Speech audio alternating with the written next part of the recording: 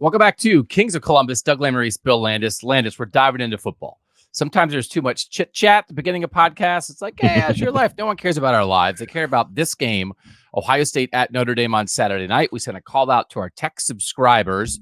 We have about 17 rapid-fire questions where we're going to dive in on the answers a little bit, more like 4 or 5 minute answers. Then we have like another 20 or so where we're going to go like 1 minute answers. And then we'll do what you watch and what you eat and what you're thinking at the end.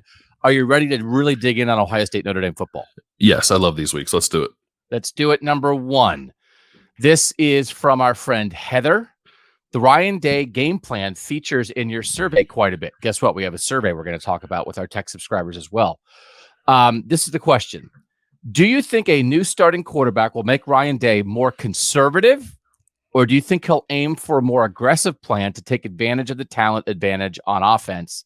That's Heather in Columbus. She's making a comparison, again, in the rest of her question, sort of Notre Dame game last year, conservative, Georgia game, aggressive.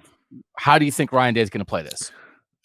Try to strike a balance, I think, which maybe is a lame answer, but I actually do think that's the case. I don't think he's going to, let Kyle McCord drop back and throw 30, 35-yard passes down the field. You know what I mean? Maybe Kyle can do that, but I don't think Ryan Day wants to put him in that kind of position. So I think they are going to try to have their playmakers carry them, whatever that looks like. And I guess in some way that can be aggressive, right?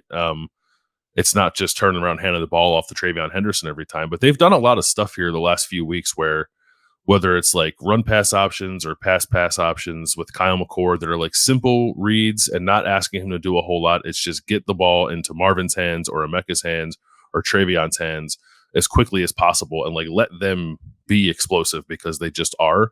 So, and I think in that way you can be aggressive. If you're making a point to target those players and design things to get them in space, I think that is aggressive. I don't know that aggressive necessarily has to mean bombing it down the field the whole time. So I think he will lean a little more toward aggressive, but try to find a middle ground. I do think is aggressive and conservative. Is that just pass game, run game? Is that how fans? That's probably the shorthand. Yeah. Think of it, because I just double checked the stats, right? People know this, it. Anecdotally, you know it in your heart and in your gut, and you also know it if you went back and rewatched the game. Georgia game, Ohio State, 44 dropbacks, 22 runs. So that's like 2-1. 66% of the time, they're dropping back thinking they want to pass. For instance, in the Michigan game last year, when it was still close before Michigan got ahead 31-20 in the second half, all the drives before that, it was 30 dropbacks. And we say dropbacks instead of passes because sometimes you drop back and there's nothing there and then the quarterback gets sacked or has to run, but it still was intended to be a pass play. 30 dropbacks, 24 runs when it was like a game in the balance, right? So that's 56% pass plays. And then once they got behind and they were behind 2 scores, it was 20 pass plays and 3 runs. So like the final stat total on how much they threw it and ran against Michigan kind of looks the same at Georgia, but it didn't feel the same, right? And so I think when Ohio State fans think conservative, and I believe this too, it's sort of like, how often do you come out and just hand it off up the middle on first down? Yep. Yeah, I think that's probably right. And it's like, oh, you got 2 or 3 yards. Now it's 2nd and 8. And now what do? Or on first down, are you running little crossing routes? Are you flipping it to Emeka on a jet sweep? Are you doing an RPO? Is first down play calling indicative when it comes to whether Ryan Day is going to be aggressive or not? Yeah, I think so. I'm actually trying to do math on the fly here. So once you start talking, I'm going to count because I chart all of their runs. I want to count how many of them are on first down after I make this point. But yeah, I think that'll tell you, I think, more or less what Ryan Day wants to do in this game. The other thing I think to consider is, like I mentioned, I might end up talking about RPOs a lot during the show because they are doing them a fair amount. When they ran RPOs with CJ Stroud, CJ like always threw the ball. It didn't matter what the key was. If you gave him the option to throw, there was no other option. Kyle so far has actually handed the ball off when it makes sense to do so. So that might lead to an uptick in run calls, but I don't know that is inherently conservative. And Ryan, regardless of the outcome of an RPO, Ryan would consider that a run play anyway. Yes. Right? Yep. So I think Ryan secretly likes that too. It's like, hey, no, it counts as a run play. Like if Justin Fry's and they're like, man, we got to run. He's like, hey, we ran an RPO. It's not my fault that CJ is a 94% thrower on RPOs. So I think we'll get more into RPOs because there's a long Kyle McCord, Sam Hartman discussion later in this podcast and a search for something with Kyle McCord. I think RPOs are part of that. I have to say I have some unbelievable stats that I think I found something hidden within the Ohio State resume, brought up by a great question from a tech subscriber. And then after I did like 45 minutes of research on it, I found out that it was irrelevant for this game. So that will be very typical Doug podcasting later in this show. We also have some Mike Hall stuff. Does Ryan Day or Marcus Freeman need it more? And I know you've already talked about that, but I want to chime in on that. A comparison to the 2021 Oregon game, Notre Dame speed, Notre Dame scheme, Josh Simmons, Tommy Eichenberg, Audric Estime, all kinds of stuff. JT Tuimoloau that we're going to get to, but up first is the second question. This is from our guy Seth. Can I dump my stat real quick? I'm just counting it up. Yeah, so, dump your stat. I'm gonna add that to the playlist. Dump your stat. So I chart all of their like first team offense runs, and I just did this quickly in my head. So if it's off by a number or two, please forgive me. But I have them at 70 runs through the first 3 games with the first team offense, and 40 of them are on first down. That's a pretty big imbalance. That feels like a lot, right? Yeah. So I guess I understand it because Ryan Day, all coaches want to stay ahead of the sticks. You want to stay on schedule. And if you throw an incomplete pass on first down, you're behind the sticks immediately. But it feels like they get behind the sticks with the run game a decent amount of the time too, where if you get 2 yards or 1 yard on first down, now you're kind of behind, not doing your best thing. Yeah, they are, and I think that was definitely the case. I think probably in the Indiana game, just if I'm remembering correctly. But on the season at this point, they are averaging over 6 yards a carry on first down. Really? Yeah. Okay. Now I want to go back and look at all 40 carries though, and see like how many are because you rip off a 19-yard carry on first down, and it affects the average. But Chip Trainum's touchdown last week was a 40-yard touchdown on a 1-play drive, right? So that helps. Right. Okay. We'll dig more into that. I think there's some other things I want to watch for this game that I want to bring the analysis to the betting show when we get to that later in the week. But for now, we're taking more questions and we're going to Seth. If Ryan Day was true to his word and didn't want to send a first-year quarterback to the Wolves like he said he did to CJ Stroud, did the Western Kentucky game signify taking off the training wheels and the Notre Dame game will feature the offense on full display? And let me do one more that's kind of coupled with this. This is from our guy, Arj Sarge. My angst with this game is more about which Buckeyes team we see. If they had laid an egg in week 1 and then week 2 and 3 looked like they did against Western Kentucky in week 3, I'd be talking smack to all my Notre Dame fans. Instead, I'm staying quiet and holding my breath because I think, weeks 1 and 2 were a little iffy and there's only one game of looking good. Was this a buildup? I think both what Seth and Arj Sarge are getting to, Landis, were the first 2 games sort of like preseason. Western Kentucky was the unveiling, and now Notre Dame is building on what we saw against Western Kentucky. Is that how fans should think of this? Yeah, that's kind of how I'm thinking it. I know, and we've talked a little bit about that on various shows here. My point to that has always been, I'm not saying that as a means of excusing some poor play at times in the first 2 games. But you want to be efficient all the time, regardless of what your plan is. But I do think that's right. I think there has been a ramp up to this, including the fact that he named Kyle the full-time starter before the Western Kentucky game. Maybe he necessarily did not have to, but I think he did that with an eye toward the Notre Dame game. I do feel like the fact that this matchup is 2 teams that have played for almost a month now. This is Notre Dame's 5th game. It's Ohio State's 4th game. Makes it significantly different than opening with each other last year. I know Gene Smith hated that game was in week 1 last year. And Ryan Day wants an actual college preseason. I don't think anybody at Ohio State wants their best game in week 1. So this and Notre Dame was a completely new program with Marcus Freeman. So whatever Ohio State didn't know a year ago, Notre Dame knew even less. But I do think on both sides, we get a more fully formed team that knows itself and knows each other better. And I think that's going to lead to better football.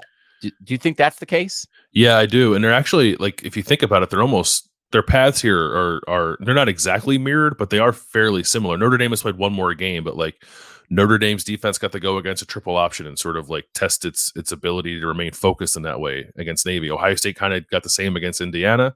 Notre Dame has played some tune-up games against Central Michigan and Tennessee State, and Ohio State got them against Youngstown State and Western Kentucky. The difference is that like Notre Dame has played probably like a more serious Power 5 team. I don't know. I guess it would depend on what you think of NC State as compared to Indiana. Maybe they're more similar than I'm giving it credit for, but the variance in the teams they've seen on their path here, I think, has helped them both. I think that's right. I think this is going to be good.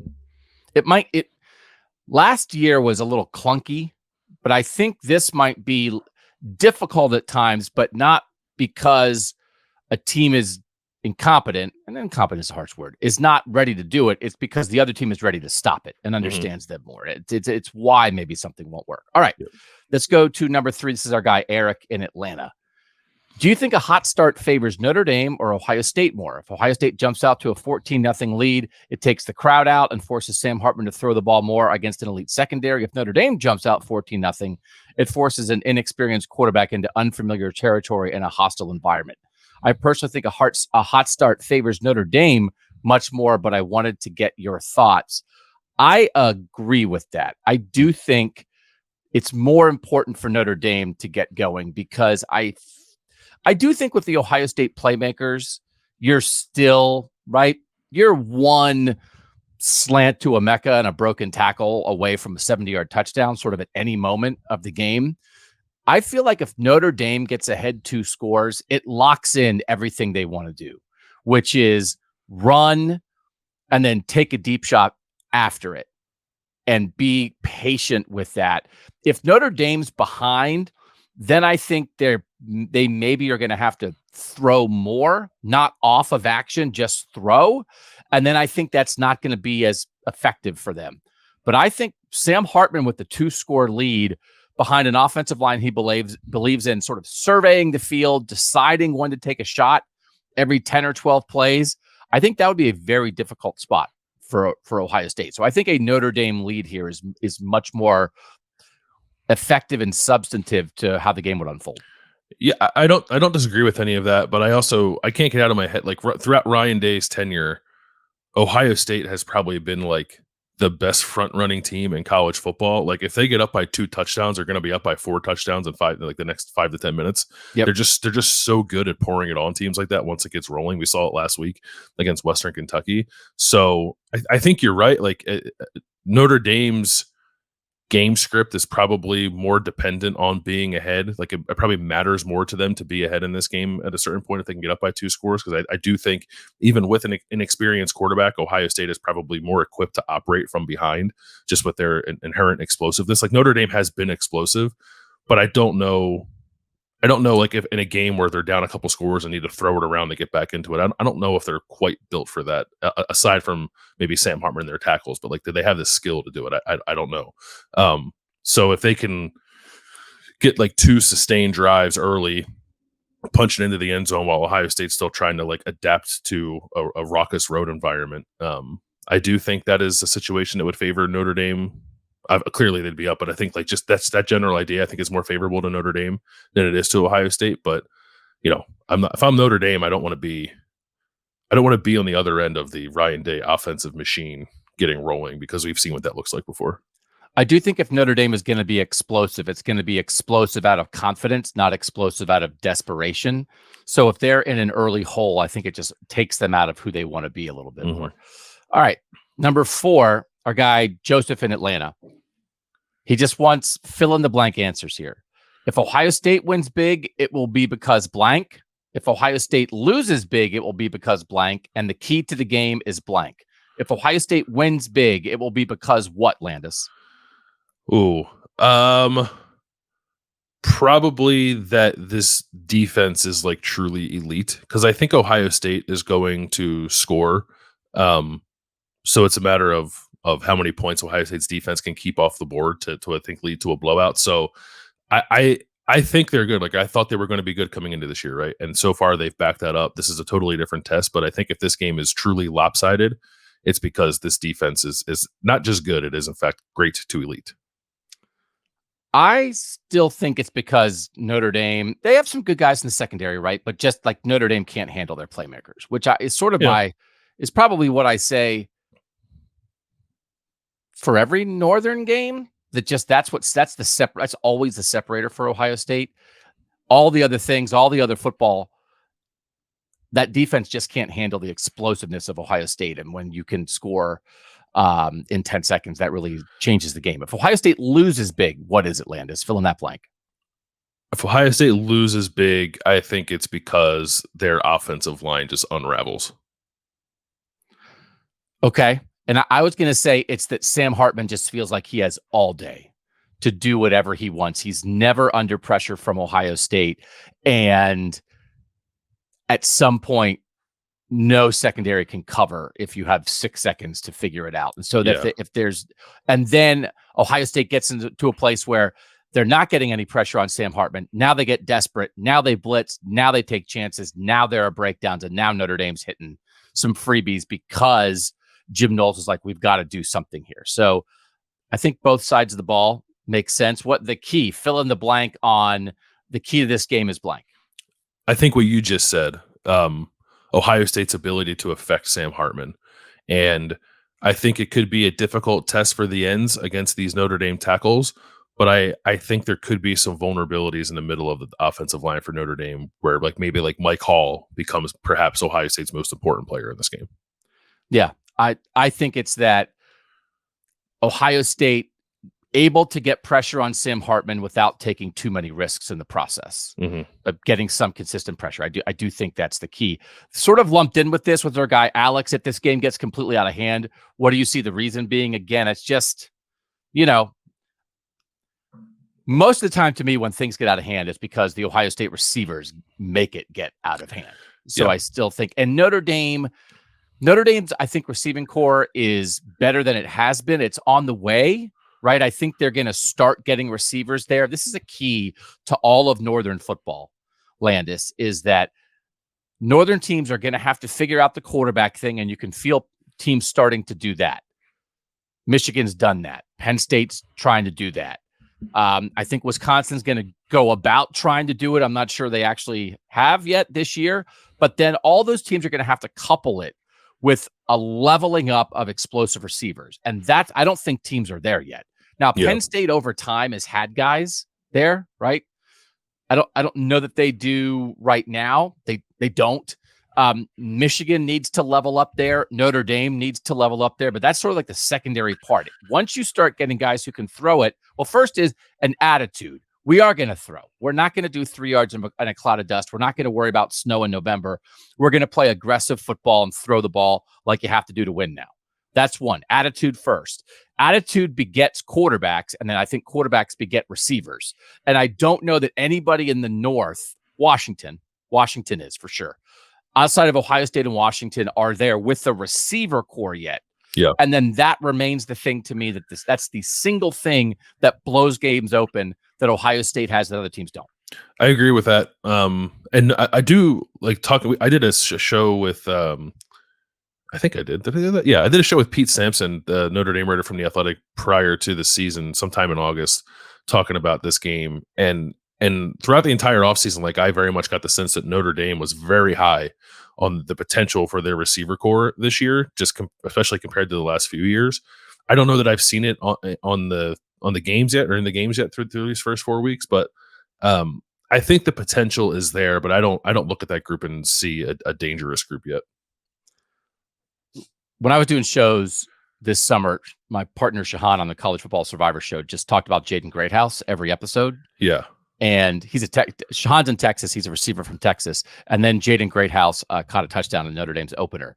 And Shahan was like, I told you. But that's how it has to start.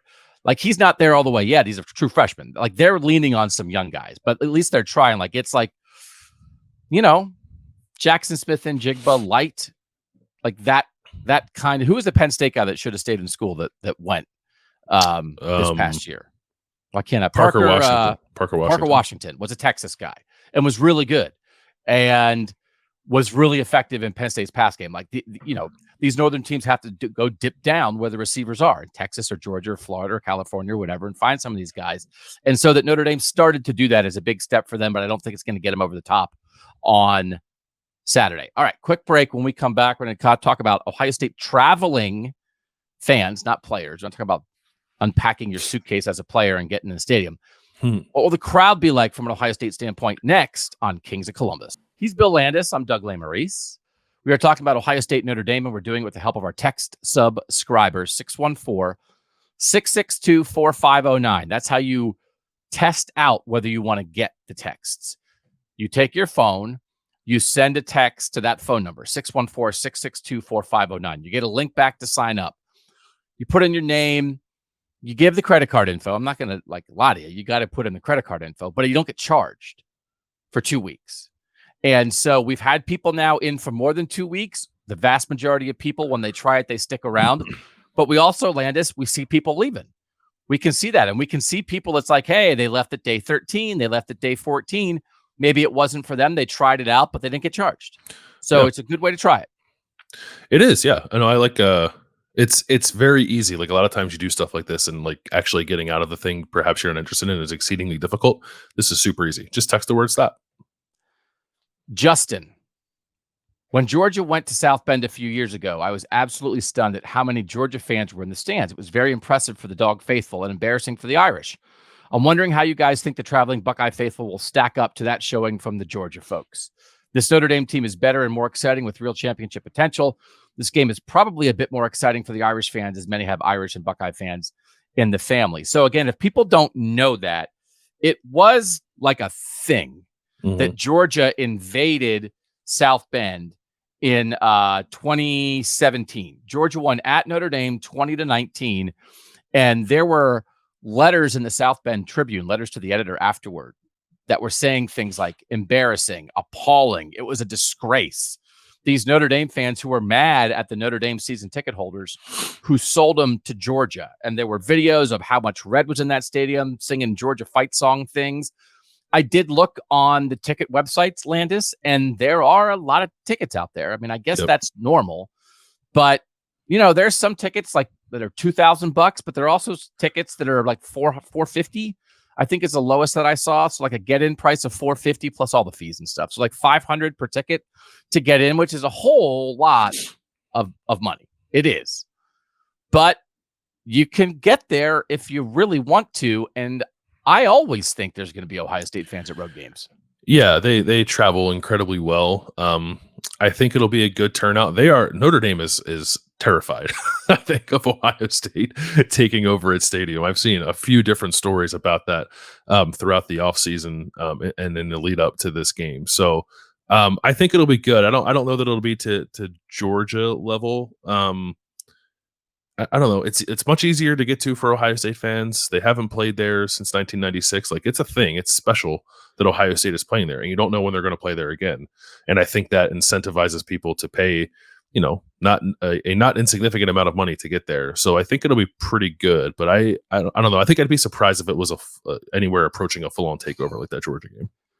I almost sometimes think it's more likely to have a takeover when a game is sort of like a vacation game that, hey, we're going, I always said the 2013 Cal game. We're going to Cal. We're going to Miami. We're going to USC, right? And all these Ohio State fans plan it out years in advance. It's not that you can't go on vacation to South Bend, Indiana. There's a casino there that I may have swung by on the way home on Monday. How do we do? Pretty good. I think I won 40. I walked out $40 ahead, which is pretty good for me. I played the Little Shop of Horrors slot machine game. I like playing the slot machine games that are based on real TV shows and movies. And then it's like, did you get enough Rick Moranis faces on your Little Shop of Horror thing? And that brings me joy. Brings me pleasure. I think the first time I ever gambled was at the Horseshoe Casino in Cleveland. I don't know if it's still called that or not, but I walked in there and went to the Lord of the Rings slot machine, and I think I put $5 in there, and I won like $400. I was like, gambling's easy. This is great. Yeah, gambling is easy. That'd be another great. There'll be another off-season show, Gambling's Easy with Bill Landis. So I'm reading this. This is actually a story from today, or that was published on today, September 20th, depending on when you're listening to this. So Notre Dame, the only guaranteed way to get tickets to the Ohio State game was to purchase a season ticket plan that cost $850. Single game tickets never went on sale. So Notre Dame's like trying to control the allocation there. And it says the maximum number of tickets a donor could purchase was reduced to 10, which was cut in half from previous limits. And a chance to at Ohio State tickets from a lottery required a minimum $100 donation to enter. So can I actually say, I think it's possible that kind of thing backfires, because if you give single game tickets, yes, Ohio State fans might grab those, but like the most passionate Notre Dame fans who really want to be there will grab those. When you are buying a ticket package, it's an investment. And sometimes when you make an investment, you want a return on your investment. Yeah. And you can say to yourself, listen, man, I mean, I'd really love to be at Ohio State-Notre Dame, but I can sell my Ohio State ticket for the cost of my whole package and then go to every other game for free all year. Yep. So I think when you require an investment, I understand what you're trying to do, but there's a lot of people who love Notre Dame, who love college football, who love their home team, who don't have $800. Yeah. But they might have had 200 or 175 or whatever a face value ticket would have been. I think that's going to backfire on them. We're not going to be there, but wave to everybody, wave to all the Ohio State writers, all of you gazillion of Ohio State fans who are going to take over that stadium. That is definitely going to happen. Thank you for that information. Sorry to Notre Dame. They're trying. It's a green out, right? It's a big deal. They always make a big deal when they wear green. Marcus Freeman wore a green jacket. They made him to his Monday news conference, and they're doing this whole thing with these glow-in-the-dark wristbands. That's going to be like a Jonas Brothers concert, which is it's the greatest comparison. It's going to be like a Jonas Brothers concert. It's going to be awesome, but it's not going to flash red. They're going to flash green and all these things. So if you're an Ohio State fan, you're still going to have a green bracelet on your seat when you get there. So they're going to go green jersey, gold pants, right? They're always gold. They never deviate from the gold pants, do they? I think that's right. Yeah. Ohio State should go white on white. It's a great look. Oh, the Browns just went white on white and their best player's leg exploded. Okay. Anyway, I take it back. Peter, should we be looking at the 2021 Oregon game as any indication of what to expect here? Just overall, that Ohio State team was much more talented, but wasn't quite ready to compete that week. By the end of the season, it wouldn't have been as close. Any reason to think the same might apply here? So when he says much more talented, he means the Ohio State team was more talented than the Oregon team. Right. But I do think in general, we've referenced the Oregon game a lot. Looking back, I think we kind of knew it in the moment. That Ohio State team, especially from a defensive standpoint, was not talented. And I think that is a huge difference here 2 years apart. Yeah, the talent issue on defense and a coaching issue on defense. They could not figure out how to defend a crack sweep into the boundary. Oregon got 3 touchdowns off of it. So I don't really think much from that game is applicable other than Ryan Day probably does not want Kyle McCord to throw 54 passes in this game like CJ Stroud did in that game. But like we were talking about this on I can't remember if it was Snap Judgments or the Daily. We do so many shows. But Austin made the point that Ryan Day's hold up with that game was not so much the volume of passes that CJ Stroud threw. It was that the defense was terrible and like they couldn't run the ball. Like I don't think Ryan Day is ever going to get terribly upset with throwing the ball a lot, but he wants to know that the other areas of his team are reliable, and they weren't in that game. So I think the defense is reliable in this game, far more reliable than that defense was. The run game, we'll see. Like I don't know that it's a guarantee that the run game is going to be good against Notre Dame. I still have some questions about it, but I don't think this is really the same thing. It's just the difference again between you can throw because all these other things are working. So let's throw and feel good, or you must throw because nothing else is working. That game, Oregon's up 1 score at the half. Oregon scores touchdowns on 3 of its first 4 drives in the second half, including a 77 CJ Verdell run just right up the gut where they just ran some motion, pulled the linebackers out, got 1 block, and then a banana angle from Bryson Shaw, and you're out of the house. Mm-hmm. And it's like, well, that's not functional.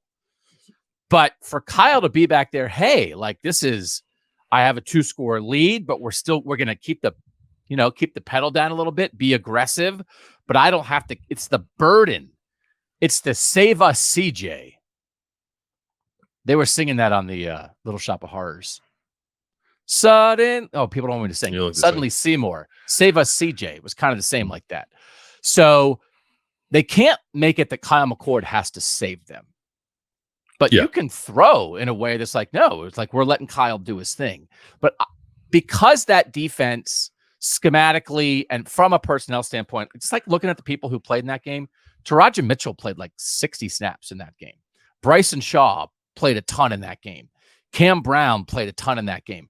Tommy Eichenberg played like 30 of the 60 snaps in that game. Had like, I think, the worst PFF grade of his life. That wasn't like the real Tommy Eichenberg yet.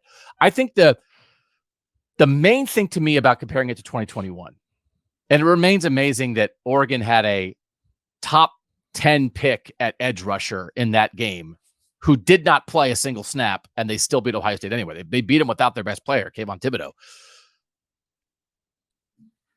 I mean, if the Ohio State defense on Saturday plays like it did against Oregon, they are going to lose. But I just I cannot envision a scenario where that's the case because they're also not playing Legend Cavazos and Ryan Watts at corner and asking true freshman Denzel Burke to save him. Like, I understand the comparison, but that part of it is just, it's not even close. This defense is so much better. Yeah, from personnel and scheme wise, I think. Like, will we get a Jim Knowles hyper aggressive, let's too many plays out of the house deal? Maybe, I guess that's on the table until he kind of proves otherwise. But Jim Knowles, I think, like that defense was suffering from a talent deficiency in 2021 and just like could not make adjustments, was unable to make adjustments. And I don't think either of those things apply to this defense. All right, number 7, our guy Robbie. Hey guys, Robbie from Canton. Do you guys anticipate much of a rotation in personnel with the increase in opponent talent? On the D-line, at running back, at safety? Thanks. Love the Monday pods going over the North. Thanks, Robbie. What do you think, Landis? Is this like a big package game? Put that on the playlist. Is this a big package game? It's a big package game, yeah. I mean, it is a big package game. That's right. Come on, guys. It's a big package game. But is it a big game to use lots of personnel packages? Hey, Ron, is this a big package game? Just got to, get your big package and take it to South Bend. Yeah, I don't know what that means. Like, yes, potentially. I think you're going to see like Jordan Hancock and Sonny Styles, depending on what Notre Dame wants to do. And Notre Dame is capable of playing with 2 tight ends and also throwing 3 or 4 receivers out there. So I think Ohio State will have to adjust accordingly to that. So that's one way that I think you could see some sub packages for Ohio State. Defensive line rotation, I think, has not been all that expensive anyway this year. So let me interrupt you a little bit because I did get the numbers. Edge rush snaps so far. JT Tuimoloau 131, Jack Sawyer 117, and then a big drop. Caden Curry 56, Kenyatta Jackson 54.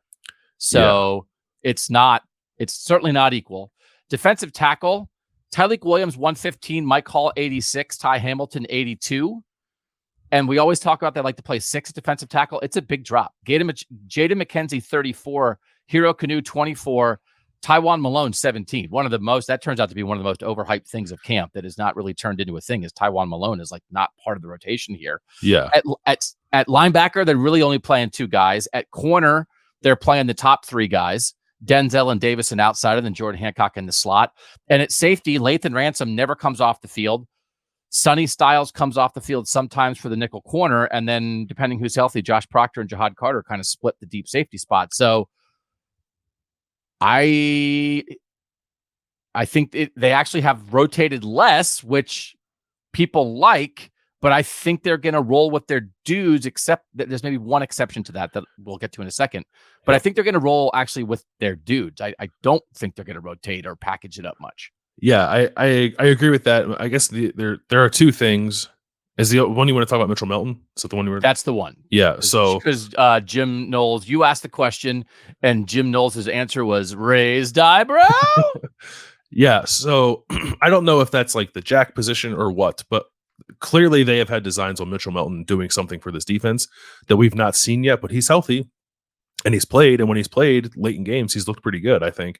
So I think that's on the table. Like, we're going to spring the Mitchell Melton package on you this week. And also, too, if you want some more like pure speed rush on the field against these tackles, I guess I could see Kenyatta Jackson playing a little more. But aside from that, I think it's mostly what we've seen so far. Okay, let's talk more about the pass rush. Billy Gross talking pass rush. I've been holding on to the belief that the Buckeyes need a great pass rush in order to win big games like what is coming up here with the Irish. If that's not their strength and not going to happen this year, would it be enough to be an elite rush defense with the expected long yardage third downs that would come with that? So this is then going to lead us into our quarterback talk, Landis, with Sam Hartman and Kyle McCord and a lot of comparisons there. I just think they need some level of a pass rush to bother him some. And I might move up a discussion because there's a particular guy here that I think maybe is the key to the game. But just like generally, how great is the need for them to get after it after Sam Hartman? Pretty great. I think it is probably the most important thing in this game. We saw Sam Hartman fumble the ball a few times against NC State. I think he's capable of that. He's capable of throwing interceptions. I think if you can get him off platform and his mechanics start to suffer a little bit. So I think it is the key in this game for Ohio State. If it doesn't want to find itself in a competitive game, it needs to get after Sam Hartman. And it's not just the ends, right? A pass rush is not merely defensive end conversation. It's everybody up front. But I was encouraged by what we saw last week with their pass rush, but it's Western Kentucky. How much do you really take from it? But it was the best it's looked, probably going back to like the middle of last year. So I think it's incredibly important. All right, let me grab this and move up the Mike Hall conversation. This is from our guy, Jordan. Do we think we will ever see Mike Hall return to his form of those 4 or 5 early season games last year? I understand he's been doing good since then, but during those certain games, he was dominant, and I thought we had our next game breaker like a Bosa or a Young in him. I think his play is vital to this game, just as it was last year. I think I might believe Mike Hall is the most important Ohio State Buckeye in this game because I did a Notre Dame podcast this week, and I was bringing up how good the Notre Dame offensive line is, and they were like, well, the middle of the line. Yeah. So were they saying that Rocco Spindler stinks or what? Yeah. So Rocco Spindler's the right guard, right? I think that's the weak link here. And I think if Ohio State's going to get pressure, it's going to be internally. And Mike Hall is the guy to do that. And I think it's possible that this is the game that like Mike Hall goes in the history books. Like, hey, remember the JT Tuimoloau Penn State game.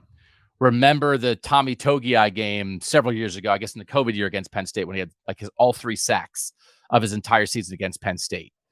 Like that, I think that is on the table and might be necessary. Again, he hasn't played as many snaps as Tyleik Williams, but he's playing. What do you think of Mike Hall so far this year? And what do you think of that declaration? He's the number 1 guy for this game. I agree that he's the number 1 guy for this game.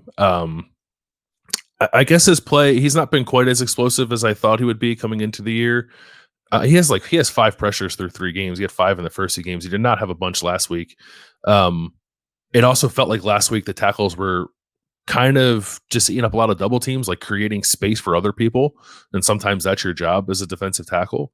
So I think this is a game where he gets after it. He got after it last year against Notre Dame. We were talking to Mike Hall. I think it was before the first game, or maybe it was after the first game, before the second game, one of the midweek interviews. And he was talking about how good he's felt and how happy he is to be healthy and how eager he is to show people what he can be when he is 100% himself. And someone said, well, what's that look like? And he said, did you see the Notre Dame game last year?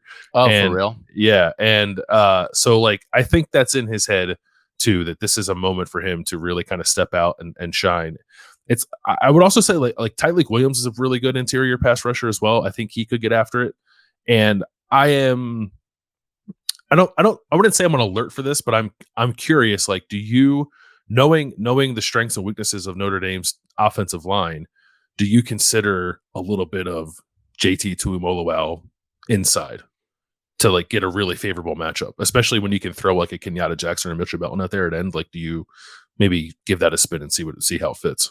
Just on third down, like just on passing downs? Yeah, or just as a change up, like I think yes on passing downs, because I think if you're anticipating a run, you want JT setting the edge because he's good at that. But if you're pass oriented with your particular call, do you see, because they did that with, I remember in 2019 they did that sometimes with Chase Young. They just like lined him up over the center and say good luck. I don't know. Maybe they won't do that. That's a little bit of a radical change up. I don't think JT's ever lined up inside, but I think it'd be worth trying. No, I like all of that in the Rushman look, to have an edge inside, but they do want to run the ball, and we'll talk more about the Notre Dame run game here in a little bit, but like they're really physical. They, Audric Estime is a tackle breaker inside, a big physical dude. And so you just, I also think depending if Notre Dame gets looks like that, Notre Dame they'll even come out on a 3rd and 8 and check to a run and do something like that where they try to take advantage of when Ohio State's trying to take advantage. So, but yes, and it might just be, running a bunch of stunts and stuff that you're trying to get, you're lining up JT outside, but then you're running a game to get him in where he's going against a guard inside. And that's the idea. But again, then they'll try to hit you with something in the run game there. Cause that's like, I do think that's part of this too. There's going to be a game between Sam Hartman and Jim Knowles as Sam Hartman gets up to the line, and it's Gerald Parker, right? Is the Notre Dame offensive Gerard. Yeah. The missing L in Gerard gets me a lot. I actually think I like Gerard. I like the name Gerard because you're expecting the L and you don't get it. Yeah. Which is exactly what Notre Dame is going to do in this game. That would be the Gerard Parker expecting the L, but you're not going to get it. Everyone thinks we're going to lose. We're 3-point underdogs at home. But so I think he's done a pretty good job, right? They tried to get a new they lost Tommy Rees to Alabama. Alabama's on fire. And they tried to get Andy Ludwig as the Utah offensive coordinator. They wouldn't pay his buyout, so they couldn't get him. So they sort of had to settle for this, but I think it's looked pretty good so far. They have an identity, and we'll get more into the Notre Dame scheme. But I think there's going to be some interesting stuff between the looks Ohio State wants to give and then how Sam Hartman's going to adjust to that on the fly. So let's talk about Sam Hartman. This is Jared, not Gerard.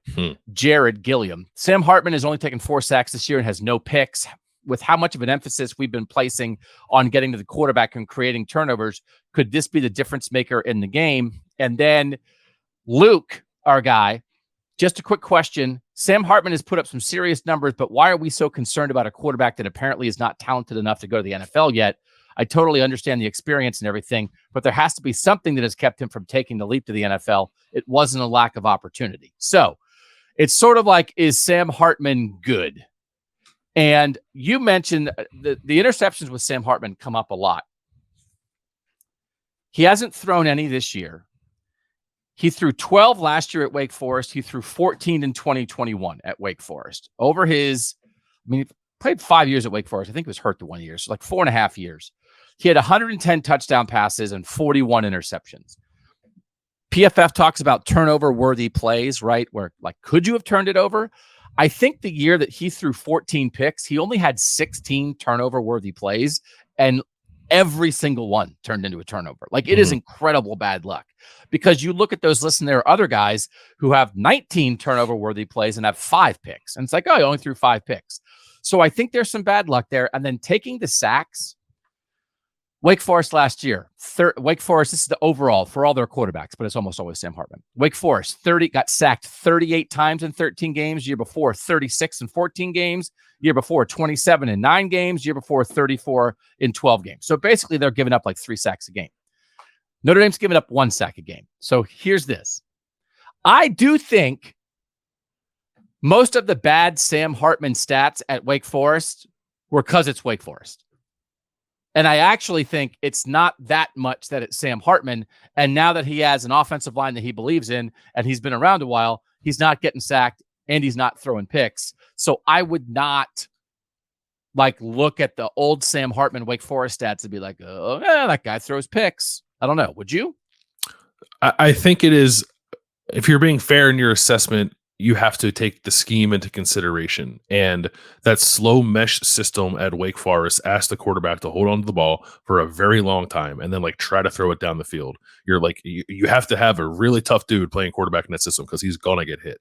So that's part of it. That's also why he didn't go to the NFL, because teams had questions about his ability to operate in a more traditional offensive scheme. Now he is from a tool standpoint, he is more limited than a lot of the other guys in the conversation. I don't think he has first round upside as a quarterback, but he was probably looking at going late round or perhaps undrafted because he just played in a system at Wake Forest that you couldn't project it to the NFL. It was so unique.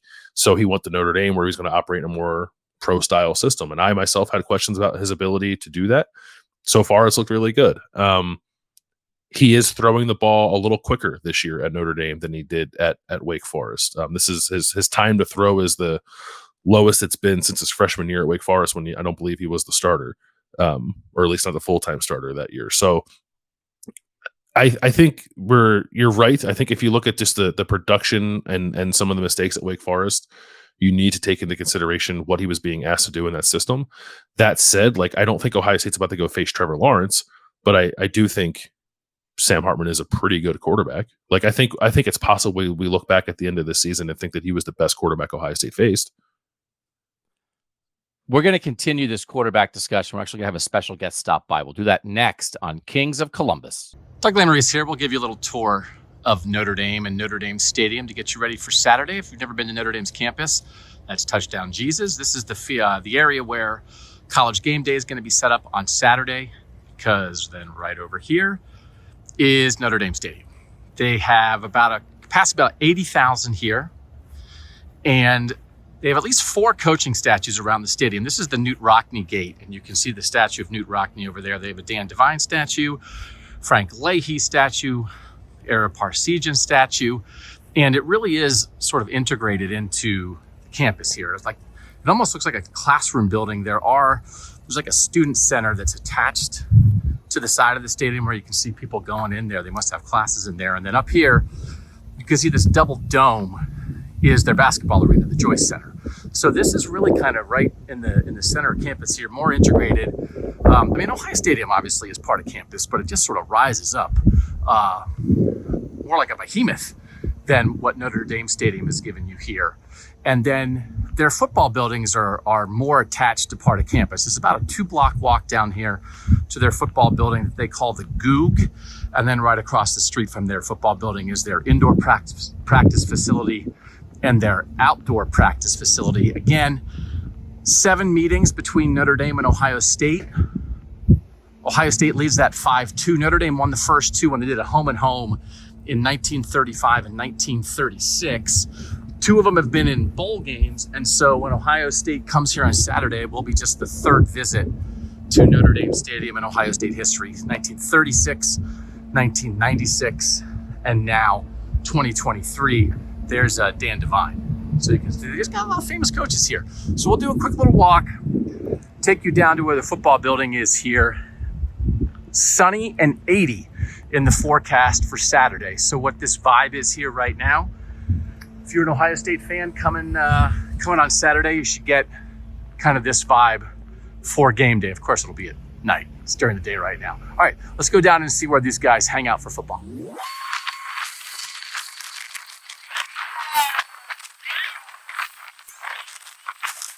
All right, so this is the Goog, their version of the Woody Hayes Athletic Center. And then right here, their indoor practice facility. And you can see down there their outdoor fields just on the other side there. So this is football at Notre Dame. And the podcast will be bringing you guys coverage all week up through and past game day on Saturday, when the Buckeyes and the Fighting Irish will be playing right in there at Notre Dame Stadium for just the 3rd time. 130 years, more than 130 years, these 2 programs have been playing college football, and they'll play in that stadium against each other for just the 3rd time on Saturday. I'm Doug Lesmerises. Thanks for watching. So Landis, I do like comparisons, right? To try to help guide people. Things you've seen before, like what are we talking about here? So Tyler asked this. Several questions trying to understand how good Sam Hartman is. Give me a college quarterback comp for Hartman. Someone the Buckeyes have played in the past would be slick. Is he elevating Notre Dame, or is he simply no longer dragging them down like prior quarterbacks? Is this a top 15 roster finally getting a top 15 quarterback, or is he elite? So there's a lot of questions there. I think the comparison one is the best. And now Donald asks this. Hartman is as poised and as experienced as a college quarterback gets. How much does having played another experienced quarterback in Stetson Bennett last season, how much is that going to help Ohio State prepare for a guy like Hartman in a pro-style offense? It's not every day you play a guy the same age as some NFL MVPs, let alone twice in your college career. So let's hold on one second. I believe this is my first appearance on Kings of Columbus, and it could not be more appropriate as I am currently the king of Los Angeles as the number 2 quarterback for the Los Angeles Rams. Bill Landis, if we have not met, I am Stetson Bennett III, and it is most fine to meet your acquaintance. I wish I could say the same. I believe that to compare Sam Hartman to me is an absolute injustice. What I have done in my career with 2 national championship rings while Sam Hartman was playing tiddlywinks at Wake Forest cannot be compared. However, Doug would like to make a point, and I will see myself out because I think perhaps there are people who find me annoying. Goodbye. Thanks, Stetson. Good to see you again. I actually think like play style, nothing. Old guy who knows what's up and isn't super, super talented, but has been around, knows the offense, knows how to make plays. You can think, right? I mean, the Georgia defense, the Georgia offense beat Ohio State last year because Stetson Bennett came on the field in a 2-minute drill and won the game. So that's my comparison. He's not Trevor Lawrence. He's not Deshaun Watson. He's not one of the greats, not Mac Jones. He's not one of the best quarterbacks. He's not Vince Young. He's not one of a first-round quarterback, but it should be very fresh in the minds of Ohio State fans what a veteran dude who knows how to run the show and doesn't get rattled, what he can do to you, right? Yeah, for sure. I don't know that I want Sam Hartman. I don't want Stetson Bennett either, but I don't want Sam Hartman with the ball late in the game with a chance to win it. Yeah. I think that would scare me a little bit. And it's just because he's been there before and he knows what he's doing. He's actually been very good in the 2-minute drill this year. Like excellent. I think I didn't go back and check it with this past game they played against Central Michigan, but I think maybe he was perfect in the 2-minute drill going into the Central Michigan game. So, and like, you know, I know they didn't play a whole lot of good teams, but even that I think is a sign that, like, you know, he's not fazed by a whole lot. So I think that's important to remember. Like, and you asked Ryan Day about the experience factor of quarterback in this game, and he like started to like, yeah, it matters, and then like he stopped himself because like, oh, I can't go too far down this road because I'm gonna make my guy sound like he's not ready for this. But like, clearly it matters, and I think even like honestly, play style a little bit. I don't think Sam Hartman and Stetson Bennett are all that dissimilar. Sam Hartman's probably a better pure passer than Stetson Bennett is, but they'll both like get outside the pocket. They'll make plays. Stetson Bennett ran for 2 touchdowns last year against Ohio State. I think Sam Hartman's capable of running for touchdowns against Ohio State this year. So it's not a bad comp. Of all the guys Ohio State's played, it's probably the best you can come up with. All right, let's go to the Ohio State quarterback before we compare him again. This is Rust Belt Brian. Is this the week we see what makes Kyle McCord special? What is that trait? Will that trait be needed to win this game? So this is a continuing conversation. I like the extraordinary trait conversation. Mm-hmm. Is there something in with what you've talked about with Kyle McCord and his ability to diagnose RPOs, even if they're not super complicated yet, that's part of this? Like, what do we think this trait is for him? Yeah, I tried to get at that with Ryan Day. I think he was not in a talkative mood on Tuesday, but yeah. I was trying to think of how to get at a discussion about like what makes Kyle tick and what perhaps makes him special. So I asked, like, how would you evaluate his decision making through the first 3 games? And like the answer was not great, but I do think that's it. I think he's got a very good arm. I don't know that he's got like a special arm like CJ Stroud with his accuracy or Justin Fields with his like raw power down the field, but it's good enough certainly to make all the throws Ohio State needs him to make. He's probably got more of a competitive streak in him than maybe we've seen to this point, and that'll probably have to come out in this game. But I do think it's decision making, and it can be simple as making the right read on RPOs, and perhaps more difficult. They have given him some full field reads on plays, and I think he's more often than not gone to the right place with the ball. So I think he is pretty smart and steady, and actually it's a small sample size, but I think perhaps composed too. It wasn't RPOs. It was just reads in the run game. But JT Barrett always did that really well. He always made the right read. And when you have a play that has options, right? More often than not, one of the options is going to be there. That's the whole point. You stress the defense and make them make decisions and try to do something so that no matter what they do, they're wrong. So if you can do that and make them wrong no matter what, but then there are games you watch where the quarterback is constantly making the wrong decisions. Like, what was there? That was a pull and he kept it. Or that was, you should have thrown that and he handed it off. And that, if Kyle is really good at that in the moment, because then when you think about JT was a great leader. JT was super physical in the run game, right? JT Barrett had other great attributes, but I think maybe I would put sort of in the moment decision-making very high on JT's list.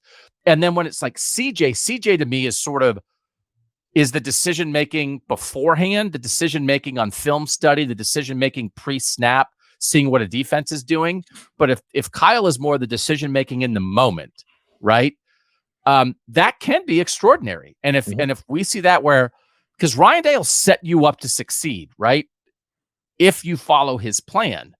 And if that's it, I think your explanation of this might be the most reassuring, like, oh, no, that actually makes sense to me as a trait that matters, that he might have, that could be a separator, that's something this offense can lean on the rest of the year. Yeah, I think what they've had a really good plan for him. I think that has accentuated a lot of that.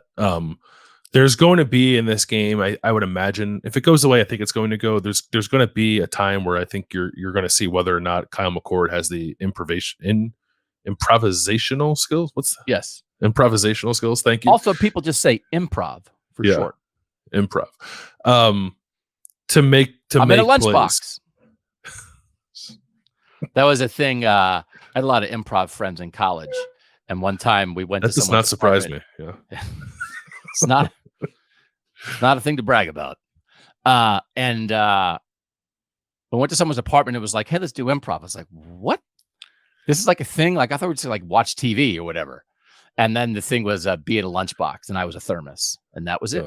That was the one and only time that I did improv. Me as a thermos, though, I think is very, very relatable, right? You could see me as a thermos. Yeah, I feel like this. Like, if you go to Northwestern, are you either a sports writer or a comedian?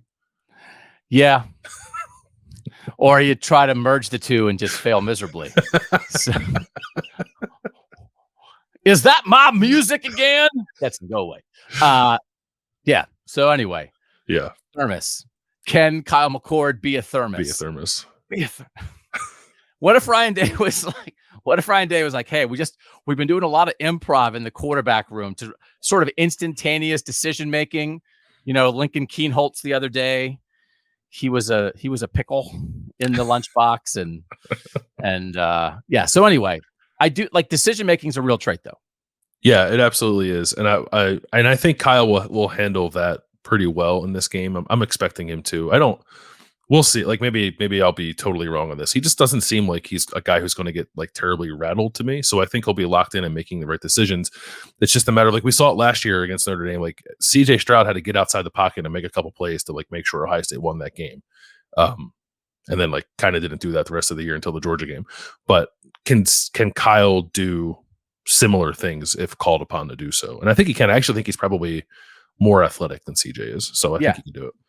It's weird because like the athleticism conversation and the quarterback battle always lean toward Devin Brown, but I actually think they're both like sort of more naturally athletic than CJ. That again, like we're not. CJ was extraordinary, and CJ's, but I think CJ solved, and this is the big story I wrote with CJ at the end of last year about solving problems with his brain. I think he so often solved problems with his brain that he sort of didn't want to or didn't think he needed to solve them with his body in the moment sometimes. And I'd take CJ's brain 100 times out of 100. But Kyle in the moment, right, where it's like, okay, I didn't perfectly diagnose this and recognize where the safety was based off what I watched on film by myself on Sunday. And now I know exactly what I'm going to do. But Ryan gave me a play. I'm going to read this. I'm going to read that. And if that doesn't work, I'm going to keep diagnosing in the moment. That could be good. This is Chris in Austin who asked a bunch of questions. Chris, I see them all. We can't get to all of them. One of them is one is Ari coming back. He's going to be at the Notre Dame game. Oh, he is? Yeah. He's going to be there and we're not. Yeah, he was very upset with me. Yeah. What is the lowest statistic? This is also from Chris. What is the lowest statistical performance, yards, completions, turnovers, touchdowns that McCord could achieve with Ohio State still winning on Saturday? So, like, how bad can Kyle McCord be and Ohio State still wins? And I did look up some stuff. CJ against Tulsa in what probably was the worst game of CJ's career. It's like the week after the Oregon loss in 2021. And then he goes in and has his shoulder cleaned up on the bye week and sits out Akron after that. He was 15 of 25 for 185 in a 41-20 win over Tulsa. So 15 of 25 for 185. That's not very good for CJ. But Travion Henderson ran for 277 yards in that game. Mm-hmm. The Minnesota game, CJ's first start, he was 13 of 22 for 294. But in the first half, he only threw for 48 yards. And then he got it together in the second half. So that was a bad first half. And then Notre Dame last year, when they clunked it up and Jackson Smith and Jigba got hurt, CJ was 24 of 34 for 223, which is, 223 yards on 34 attempts is not that great.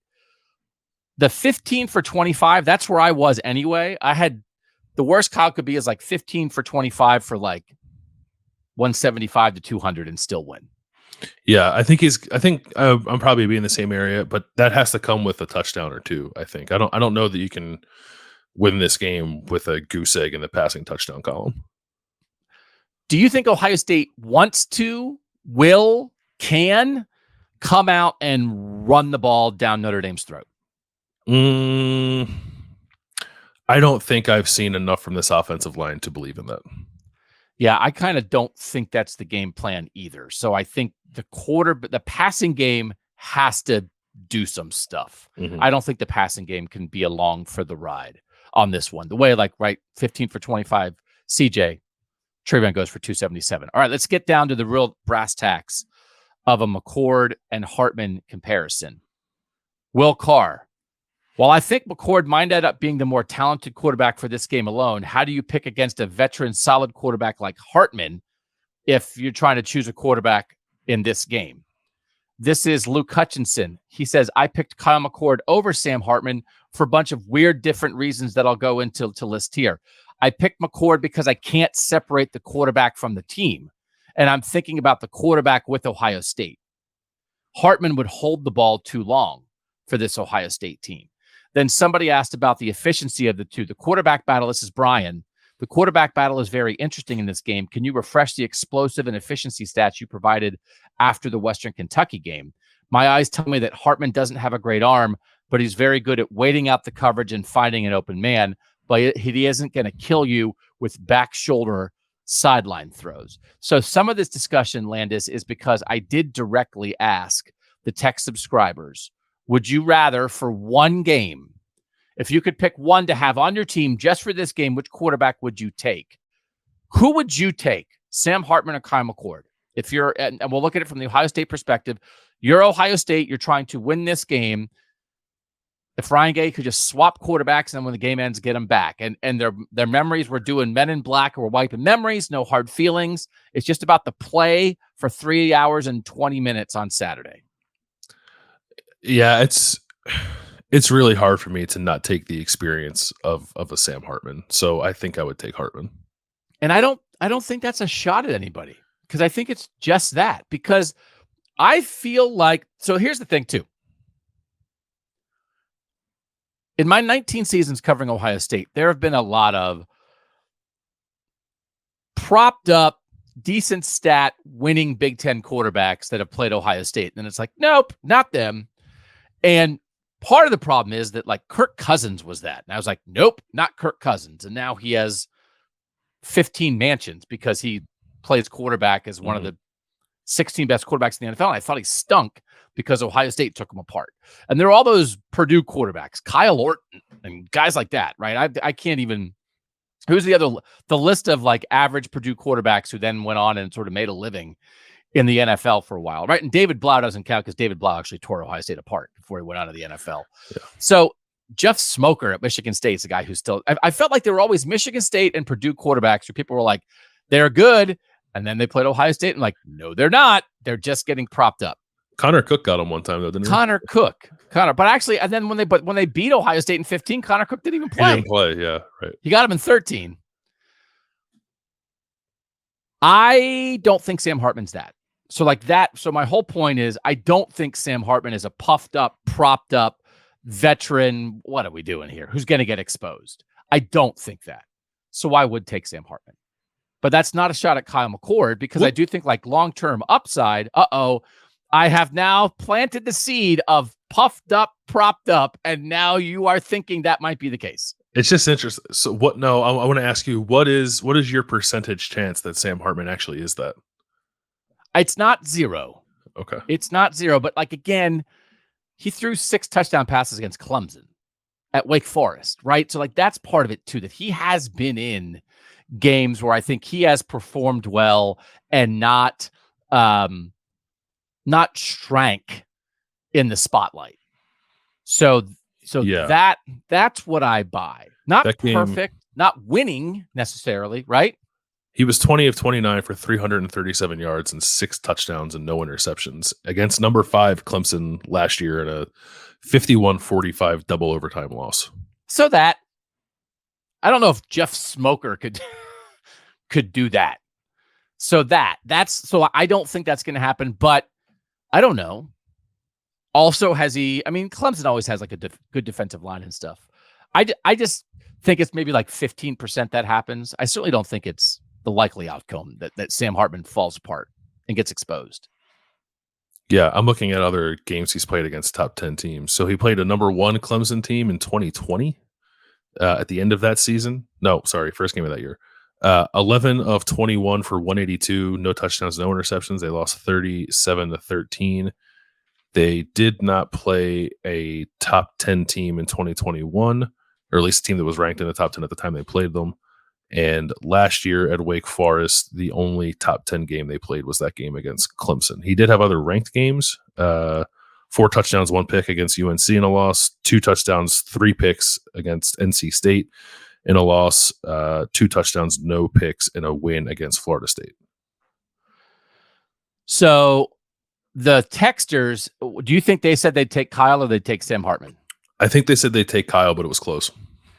2-1. 63% Kyle McCord, 37% Sam Hartman. So the Ohio State fans are believing in their guy. And you know what? While we're in the survey, let's do some survey stuff. How worried are you about the Notre Dame game, Landis? I gave our texters 4 choices. This is one of the, I think, more fun things we do with the text subscribers, where you don't have to send a question and type out a bunch of stuff. You can just express your opinion and it gets counted. And you express your opinion through a survey that shows up right in your phone and is super easy to do. And then it factors into how we talk about the game. These are my choices. I'm very worried. I think Ohio State is going to lose. I am not very worried. I think Ohio State is better and may play well. No, so it was very worried, not very worried, and 0 worries are the from the most worried to the least worried. Okay, you know what I'm saying, Landis? Yep. Very. Just normal worried, not very, and 0 worries. What do you think won? What do you think was the most popular answer? Not very worried. Okay. Worried, which is the second most worried answer, won at 54%. So when you do this, you always compare the ends as you compare the middles. So the 2 middle choices, the more worried one was 54. The not as worried was 39. On the edges, very worried got 5%, 0 worries got 3%. So they're leaning worried. They are leaning worried, which surprises me a little bit because I thought maybe after Western Kentucky, we would start sliding toward, no. I was a little concerned early, but there's a talent edge here, whatever. And they're not all the way there. Yeah, I'm surprised that the gap between worried and not very worried is that big, but I think part of that is this natural fan feeling going into a game like this that you have to account for. And I think, Ohio State has played flat in 2 of their 3 games this year. So you're a little worried about, are they going to come correct in South Bend? I think that's fair.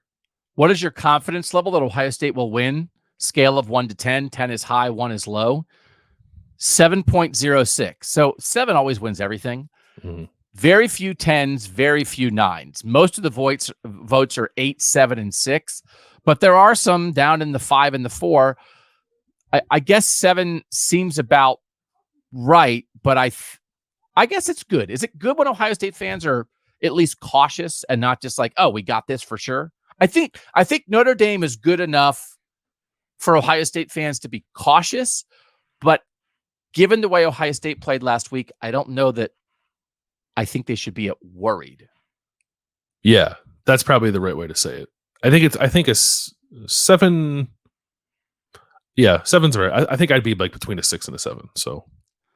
So I gave 6 choices for what you're concerned about most for Ohio State in this game. The choices were Ryan Day offensive game plan, Jim Knowles defensive game plan, the quarterback play, the offensive line, the defensive line, and then like the intangibles, motivation. Will they get up for a big game? What do you think they were most worried about, Landis, Ohio State fans, for this game? Ryan Day's offensive plan. That was 5th out of 6. Oh, wow. They are most worried about the offensive line, and it's not close. And last was the intangibles. So I had thought that there was maybe people thought that like they're not doing well in big games, whether that's the team or the coach, and like those were at the bottom. So I found that very interesting. Yeah, I agree with it. I would put offensive line first as well, but I thought that the fan base at large might feel differently. What do you feel best about for the Buckeyes in this game? I gave 7 choices for this. I still gave Ryan Day offensive game plan, Jim Knowles defensive game plan, quarterback play, Ohio State's ability to rise up for a big game, the overall Ohio State talent across the board, the skill guys, playmakers on offense, and the defensive stars, and the overall defensive improvement were the 7 choices. What do you think won that? Offensive playmakers? That is correct. Yeah. And second, close, was overall Ohio State talent edge across the board. So those were the top 2. Do you think there is an overall Ohio State talent edge? Yeah, there is. I think, yeah, I don't know the blue chip ratio off the top of my head, but like there definitely is. And it's a difference for me too this year with Ohio State, which I think we might have talked about in the season preview show. Sometimes Ohio State ranks highly on those lists, but a lot of the guys who are pumping that number up aren't playing because they're freshmen. Yep. And there's part of that happening here too, but I think a lot of the guys that are pushing that number up are actually playing for Ohio State right now. And then how much better do you feel about the Buckeyes for this game after the Western Kentucky win? 10 is much better. 1 is not much better. Scale of 1 to 10, 8.5. So everything we're doing here it would all be much lower if they hadn't played the way against Western Kentucky it didn't change my mind, but it reassured me a lot that I just didn't know. I try never to assume things, even though you can often assume things with Ohio State because there is a level of talent, because they have highly paid coaches.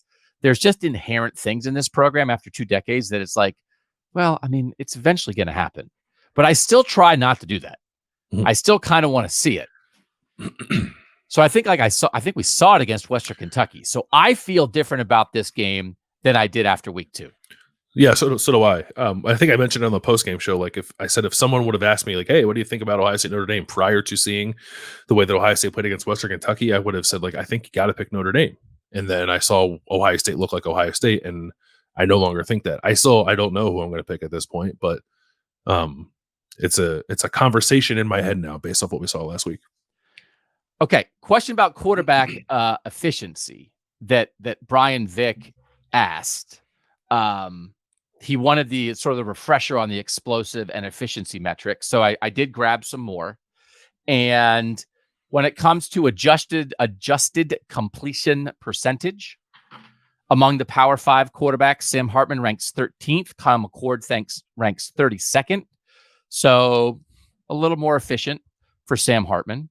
When it comes to big explosive plays of 30 yards or more in the pass game this season, Notre Dame has 11 of those plays in 4 games, so almost 3 a game. Ohio State has 5 of those plays in 3 games, so not quite 2 a game. That doesn't make me think that like Notre Dame has a more explosive passing game than Ohio State. That's not what I would say.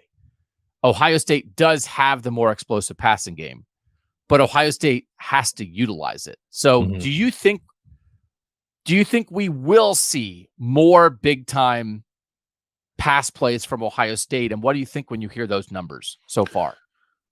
Yeah, I do think we're going to see more big time pass plays from Ohio State. They go about it very differently. Notre Dame's like explosive plays are like we ran hard play action and our tight end got loose in the flat and no one was covering him and then he ran 60 yards for a touchdown. Ohio State's is obviously very different. I think Ohio State's explosiveness is a byproduct of just like pure talent. We're better than you. And Notre Dame's explosiveness is a byproduct of like lulling a defense to sleep and like trying to get them to make a miscue and then they spring a guy open. And that is, I think, a little less reliable. So, and we've not seen Ohio State's defense give up a ton of explosive plays yet this year, really, like very few. And I think Notre Dame might find it difficult to spring them against Ohio State this week. And I'm just much more confident in Ohio State's ability to hit them against Notre Dame. Couple other like efficiency, explosiveness stats. Turnover worthy throws. Kyle McCord has them on 4.9% of plays. Sam Hartman 2.9. So Kyle's, had a couple more plays each game that kind of didn't go great. Their average depth of target, which is sort of like the ball in the air, are both pretty good. Sam Hartman's is 10. Kyle McCord's is 9.4. So they both have times where they're pushing it down the field. Their overall completion percentage is basically exactly the same, around 70%. Yards per attempt, Sam Hartman is 5th among Power 5 quarterbacks, 11.5. Kyle McCord is 8th at 10.7. So again, both these guys, Landis, this is not dink and dunk, right? This is not, they'll do that, but both of these guys have shown they will take shots.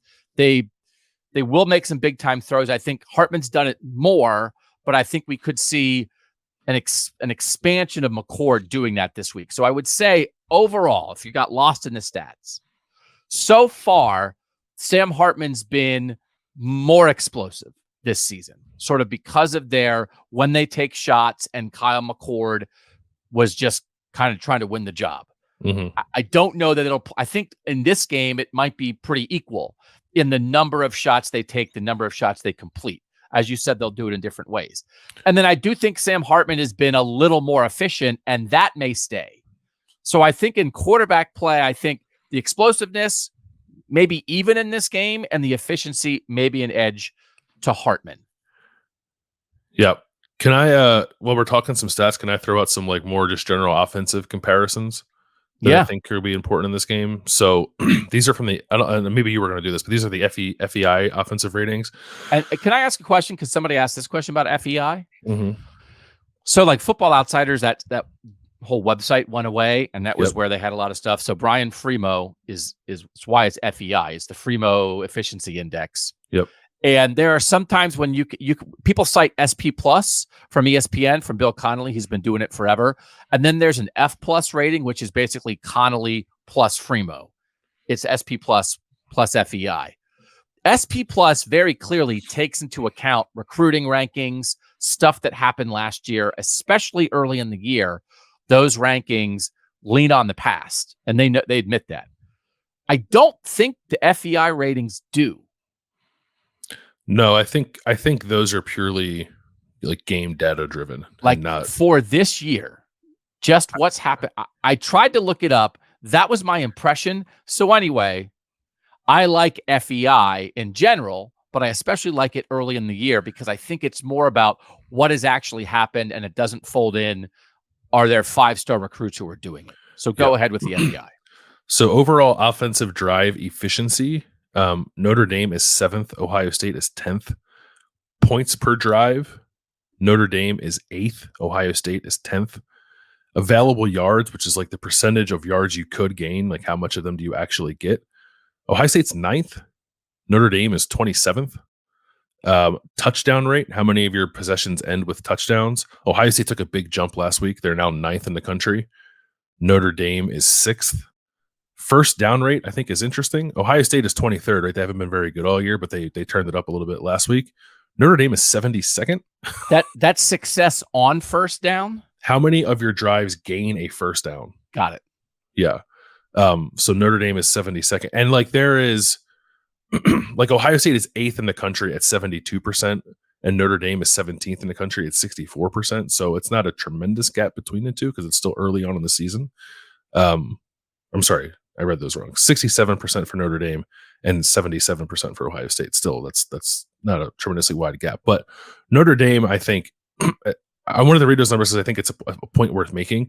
Notre Dame has been explosive. I don't know that they've always been efficient, especially if you look at like that NC State game. That was a lot of feast or famine, and that's a fine way to get by because I think Ohio State operates that way sometimes too. But I don't actually know if Notre Dame is built to be successful that way in a game like this. So I think it's something to keep in the back of your mind. Like if you can limit explosive plays from Notre Dame, it could end up that Notre Dame is not able to do all that much on offense.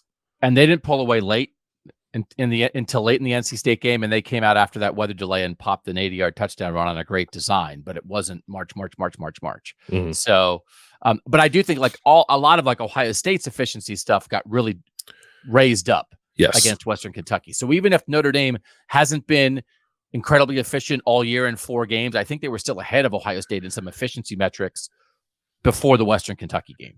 Yeah. Because Ohio State kind of like wasn't efficient for a while, but they were not correct. Yep. All right. Quick one on Ryan Day. This is from Nick. I think the most interesting question on the survey is the Ryan Day question. I'm excited to hear what others think, but I have no confidence in Ryan Day winning the big game. I'd argue that he's only won 2, Michigan in 2019 and Clemson in 2020, maybe a half point for last year's Notre Dame game. It's just hard to trust Ryan Day for a full 60 minutes in the game the Buckeyes have to win.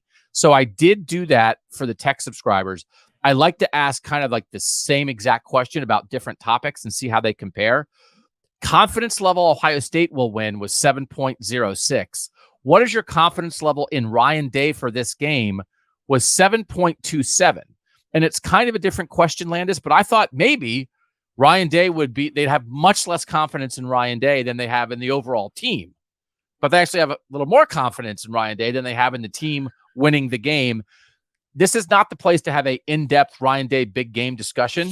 It is one of those things where, it's like, well, I guess maybe I give him credit for Notre Dame. It's like, I don't know. It was a top 5 matchup to open the season last year. Yeah. And they lost their best player in the first quarter and they won. And so sometimes the losses in big games stick and the wins in big games are like, was it really that big? And it's like, well, what are we doing here? You have to set parameters and then look at the records. Would you have concerns about Ryan Day in a big game on this Saturday at Notre Dame? That's a good question. I don't, maybe a little bit, because I don't, and a lot of it's last year, right? I thought he was very tight in all the big games until the Georgia game, and you just don't know. Was the Georgia game a indication of how he's going to operate moving forward in those kind of games, or was that an outlier compared to what thought was tight conservative play calling and a coach whose sort of demeanor in those games kind of rubbed off on his team in the wrong way? I don't know. So if that's how you're looking at it, I can understand why there is concern. So yeah, I think I might be concerned, but it's probably the wrong word. Maybe like more like, for me, it's more curiosity about like which version of him is going to show up. But I think from a fan perspective, curiosity quickly becomes concern. That's another great one for the playlist. Curiosity becomes concern. You are very deep. Do you find yourself to be a deep person? No, not at all. I do think you could. I don't know if you can sing or not. We've proven on this show that I can't. But I think you could write songs for a band that sings about very deep emotional things. I've never tried my hand at songwriting. Yeah. I do think I can sing okay, though. Oh, okay. Well, then we'll get to that. Sometimes people like gentle giant, right? Do people ever call you a gentle giant? I'm going to call you an emo giant. I'm definitely an emo giant. That is 100% accurate. Yeah. All right. Please write a song by next week. Oh, you're going to write our theme song, and then we'll decide if you can sing it. But you can write a theme song for us about feelings and North versus South and what binds us together, and wearing a jersey over your hoodie, and how it just all makes us feel good on a Saturday in the fall. Please work on that. This is Javante. Is there a world in which Ohio State loses this game close, but you feel better about their prospects of winning a title than before? I don't think Notre Dame is a real title contender because they're much less talented than all the other top 10 teams of the North besides Colorado. And I don't believe their coaching staff is good enough to close the gap. So this is like the good loss idea. I've contended that perhaps the Georgia loss was the greatest loss in Ohio State history, that it like reinvigorated the program. I think reaffirmed some things, made people a little less nervous, even though they lost. Is that possible here, Landis? Yeah, I think so, but I can combine asking that question with an addendum that's like, I don't think they're that good or they're that well coached. Well, then I think that makes your question, the answer to your question, no. But I do think Notre Dame is pretty good. They're probably a step below elite true national title contender, but I think they're a pretty good team. And I think you and I have discussed, right? There's a world where both these teams play awesome and Notre Dame wins.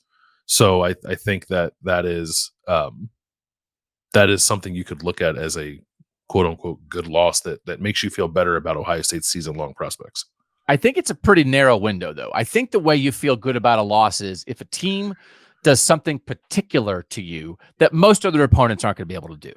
Yeah. And so if it's, man, like we could not get any pressure on Sam Hartman. And then he just stood back there like an old man and picked us apart. And you think, well, when's Ohio State going to face an offensive line like this? Well, maybe Michigan, but actually probably right now, Michigan has a reputation, but play on the field, right? Michigan's offensive line is not playing like Notre Dame's, right? It's not, and neither is Penn State's. Yeah. So, and then are J.J. McCarthy and Drew Aller and Carson Beck, anybody else in the country that you would have to go through, are they Sam Hartman? Not from an experience standpoint, they're not. Like if you get to USC and Caleb Williams, maybe you have an issue. But if Ohio State plays USC and Caleb Williams, they're going to have an issue with Caleb Williams, regardless of what Sam Hartman does to them. So that's the only window where I think it could be like, okay, because you know what, I'm gonna pull one up quick to have us do this right now, because I know you talked about this on an earlier show with Austin and Bill Landis. This is from our guy Josh Mustachio. When it comes to the coaches in this game, who do you think needs this win more, Freeman or Day? I feel Day needs to win more, but it would be a monumental game for Freeman. Did you guys come to the conclusion that Freeman needs it more? No, it's Berm seemed like Ryan Day needs it more. I was more in the Freeman needs it more camp, and I think Austin was kind of in the middle, but I think probably leaned a little more Freeman as well. Because I think Day needs it more, because I think Marcus Freeman is on the way up, is on the rise. It's still early in his career. They're kind of trying to build on the Brian Kelly era, but I don't believe Notre Dame fans think this is the fully formed Marcus Freeman team. From a recruiting standpoint, all the guys they're going to have, yes, it's a Sam Hartman one-off, but I think they think their receivers will get better. Their offensive line is great. Maybe they believe they'll get more playmakers on defense. I still think they believe they are ascending and they're on the path to something. Do you agree with that or no? Yeah, I think that's right. This is Ryan Day, right? I mean, he's been around a while. Yeah, you're dealing with the offensive line issues from the stud era still, and Jim Knowles year 2, but with the 2 losses to Michigan, it's like, okay, has Michigan taken Ohio State's seat? Now, if they lose to Notre Dame, for our Northern conversation, we would maybe be from a spot where Ohio State dominates the North too. Well, you certainly would make a strong case. They're behind Michigan right now. Are they also now behind Notre Dame? Because this isn't even the best of Notre Dame yet, but they beat Ohio State. Like, all right, they win at Ohio Stadium, but that was kind of a weird game, and Ohio State had to pull it out. Now they go to Notre Dame and lose, and it's not even the best that Notre Dame's going to be. I think this is much more important for Ryan Day. I don't know that I disagree with most of that, but this very well could be the best of Notre Dame. Couldn't it? I mean, I guess, are you going to find a 6th-year quarterback in the portal all the time? Or are you going to have a left tackle like Joe Alt and all those things? No, but I do think they'll be more explosive. They're continuing to battle Ohio State in recruiting. I don't think it should be the best of Notre Dame. It might be one of those. Well, that's one of those things. Was 2019 the best of Ryan Day? Justin Fields, Chase Young, Jeff Okudah, J.K. Dobbins? Yeah. And that was early. And it's like, well, you're still building. It's like, well, you got all these dudes right now. So maybe Marcus Freeman will look back and be like, man, remember when we had Sam Hartman and Joe Alt and Blake Fisher and Audric Estime, and we were really good back then. Yeah. I mean, that's a hard thing to assume right now, but I think it's definitely on the table. I just think like Notre Dame, I think very clearly wants to be taken more seriously as a national player. And I don't know if it can get there without eventually winning a game like this. Okay, that's a good point. John McClelland, please rank these matchups from least confident to most confident from an Ohio State point of view. Okay, it's Ohio State's interior defensive line and linebackers versus Notre Dame's power rushing attack. It's Ohio State's offensive line versus Notre Dame's defensive line in passing situations. And it's Kyle McCord versus Sam Hartman efficiency as a quarterback. So which one of those do you feel the most confident in? And I have to tell you, I can't believe what my answer was. What do I feel most confident in of those three? It was Ohio State's offensive line blocking Notre Dame in pass situations. That was the Yes. Okay. Yes. That is my answer. Yeah, that's me too. Just because I don't know that Notre Dame can get after it. It's not about Ohio State's ability to block it. It's just I don't know that that's a strength for Notre Dame. Yeah, I don't think it is. And Ohio State's like pass blocking has been quite good through the first 4 games. They are. I was actually just looking at this and I closed the tab. Pro Football Focus has like that pass blocking efficiency metric that it uses for all offensive lines across college football, and Ohio State is 11th. I don't think they faced anybody that can actually test them on that. I guess you would say Indiana. They couldn't. I think block Indiana that did a little bit. Yeah, right? Yeah. You're all in on Indiana. We understand that. It's great defense. So, but it's odd to me. I just think that actually the matchup against like Notre Dame running the ball, it's not that I don't believe in the Ohio State defensive tackles and Tommy Eichenberg and Steele Chambers, but I just think I don't think Notre Dame is going to be able to run all over Ohio State, but I think it's a tall challenge to try to slow down the way those, they run a lot of counters, right? They're pulling, they're getting guys moving. And then Audric Estime is a load. He's like turbo chip train him. Yeah, he's a good running back. Their offensive line is very good, as we've said. I don't know. That was a toss-up for me. Like I could maybe go that way too. I don't think Ohio State's going to get run on a whole lot in this game. The one thing I'll say to go back to the pass protection point, and this might be jumping the gun if we have more like matchup-oriented questions or like scheme questions about Notre Dame, but we do? Okay, I'll save it then because there's a point I want to make about how Notre Dame gets after it. Okay, so let's do these together as a last one. This is our guy, Jim. I know nothing else about Notre Dame that hasn't been on the pod. That's great, Jim. It's dangerous. Now that makes me nervous to think that I listen to this pod where a guy does a Stetson Bennett impersonation, and that's how I learn about football. It's okay to expand your world, but we appreciate that you're here with the podcast. Ohio State's scheme flaws are being overly aggressive and putting safeties on an island on D and a lack of third and short identity on offense. Does Notre Dame's talent match up well with our scheme flaws? What scheme does Notre Dame run, and do their flaws provide openings that Ohio State can take advantage of? And then this is a side thing from Trevor. After Notre Dame boat race Navy, there were worries about Notre Dame's speed as a team. In your opinion, is this true for the last few weeks as well? Berm has mentioned that we have the talent gap advantage. Is the talent gap and the speed enough for Ohio State to win by 2 scores? If the gap is large enough, but we don't win, is this cause for concern as the coaching is not up to par? So is Notre Dame fast enough? And what kind of scheme are we talking about that Notre Dame's going to run against Ohio State? I do think the speed is to Ohio State's advantage on both sides of the ball in this game. I'm not going to pretend like I can tell, like they run, cover 3 this percentage of the time. Like they play 4 down a lot. The thing that I wanted to mention about particularly their defensive scheme, when they do try to get after a quarterback, it does seem like Al Golden, their defensive coordinator, is a big proponent of sending his linebackers through the A gap. And that is to the left or right of the center. And Ohio State obviously has a new starting center this season with Carson Hinsman, who I think to this point has played about as well as you could expect. A redshirt freshman has never played before to play. But now you're talking about on the road and, probably a fair amount of noise, and an offensive coordinator or defensive coordinator in Al Golden, who I think is going to want to stress test the interior of Ohio State's offensive line when he sends extra blitzers. So I'm not saying that's definitely going to work in Notre Dame's favor, but I can certainly see a situation where that happens, right? Like that's the Indiana game from 2020 when they just like sent a linebacker through and then brought a safety from depth, and like Ohio State couldn't block it, and Justin Fields played the worst game he's played in the Ohio State uniform because he was under duress for the entire game. So like that is on the table. I think that is maybe the one thing with Notre Dame's defense I think that is slightly concerning to me is like, can the interior of Ohio State's offensive line handle the pressures that Al Golden, I think, is going to throw at them? Because they've blitzed a lot. They blitzed last week. They blitzed like, I wrote it down, 60% of the time. I have like 9 notebooks here. Against Central Michigan, they blitzed 60% of the time. Against NC State, they blitzed 40% of the time. Against Tennessee State, they blitzed 50% of the time. They're going to come after you. And then just about, I agree. I don't think Ohio State's going to get run over. Audric Estime is second among Power 5 running backs in yards per attempt. He's averaging 8.4 yards per carry. I said 4 at the start because that's normal. 8.4 yards per carry is nuts. Now, he's ripped off some long ones. Mm-hmm. He's third among Power 5 running backs in yards after contact, 4.7 yards after contact per carry, which is really good. Chip doesn't quite qualify it because he hasn't had enough carries. He's actually 5.4.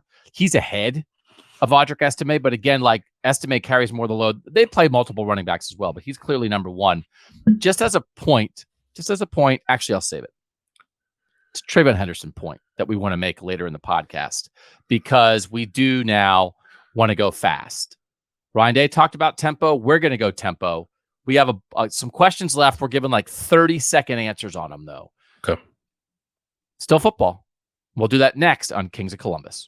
All right, we are back in the rapid fire part of this Kings of Columbus. Bill Landis from Matt. I haven't heard much this week about the offensive line in general and Josh Simmons in particular. Is he doing his job? That's Matt in Skokie. How's Josh Simmons playing? I think he's played better week to week. Pass protection has been pretty good. Run blocking, I still see some stuff that makes me a little nervous.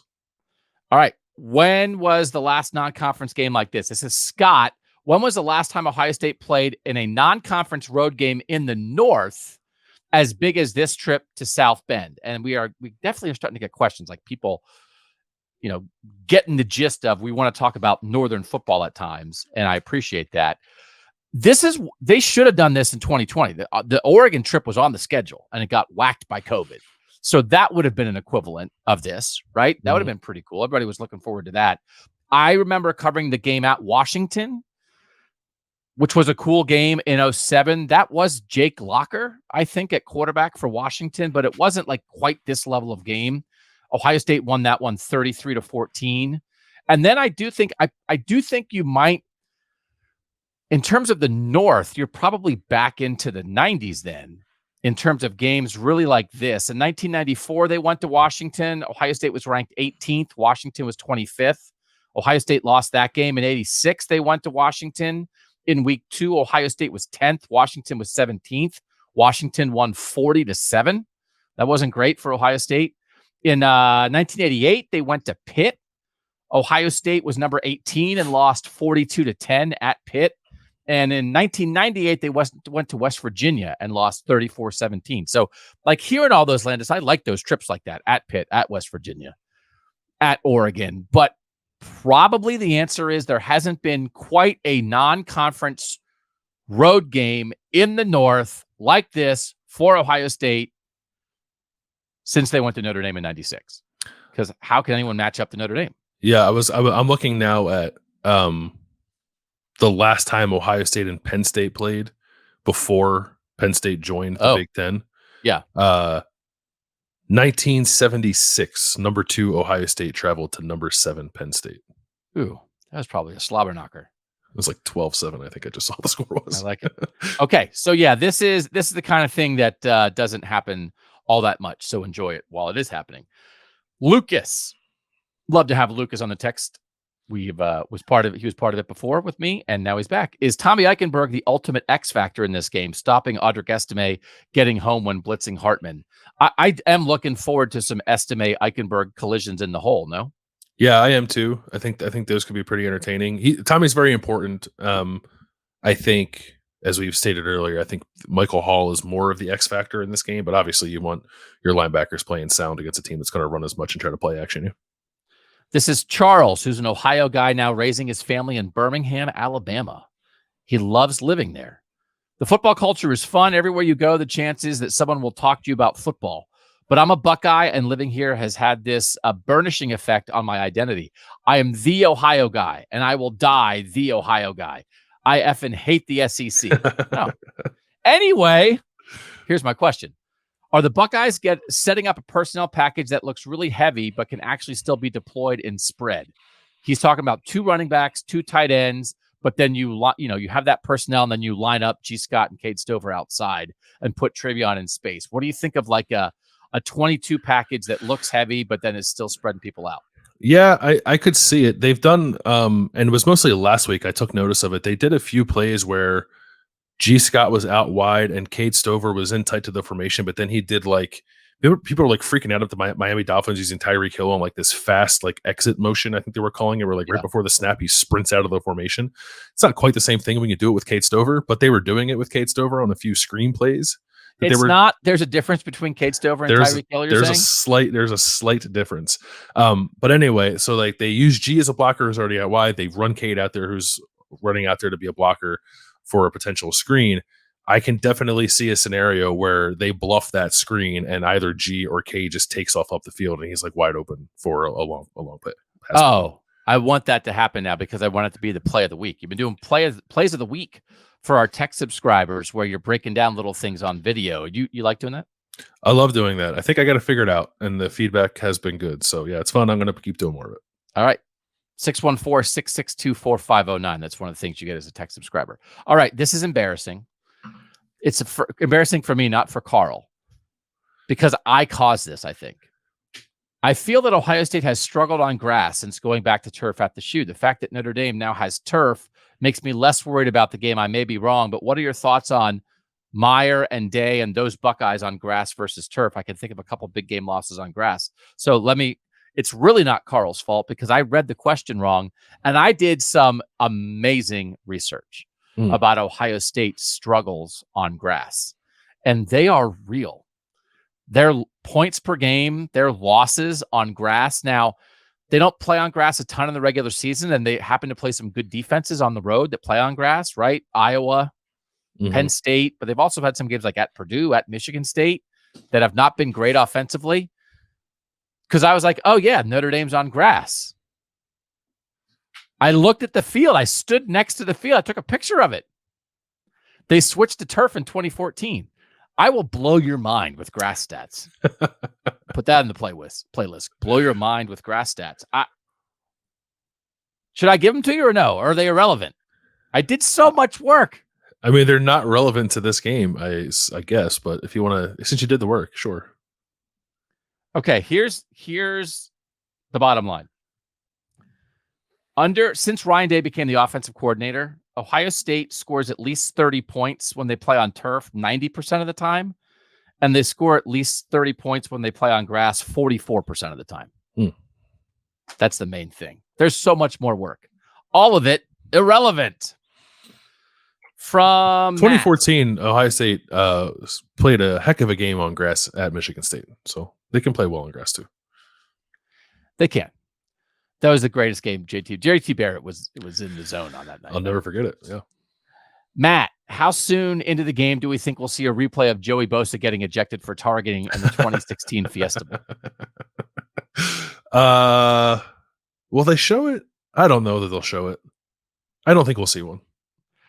I do. There are some fun things you can show because, right, the Troy Smith, AJ Hawk, Brady Quinn game after the 2005 season, that bowl game's good. I mean, we're talking about the Fiesta Bowl after the 2015 season where Ohio State beat Notre Dame. Like, there's some famous guys that they can show.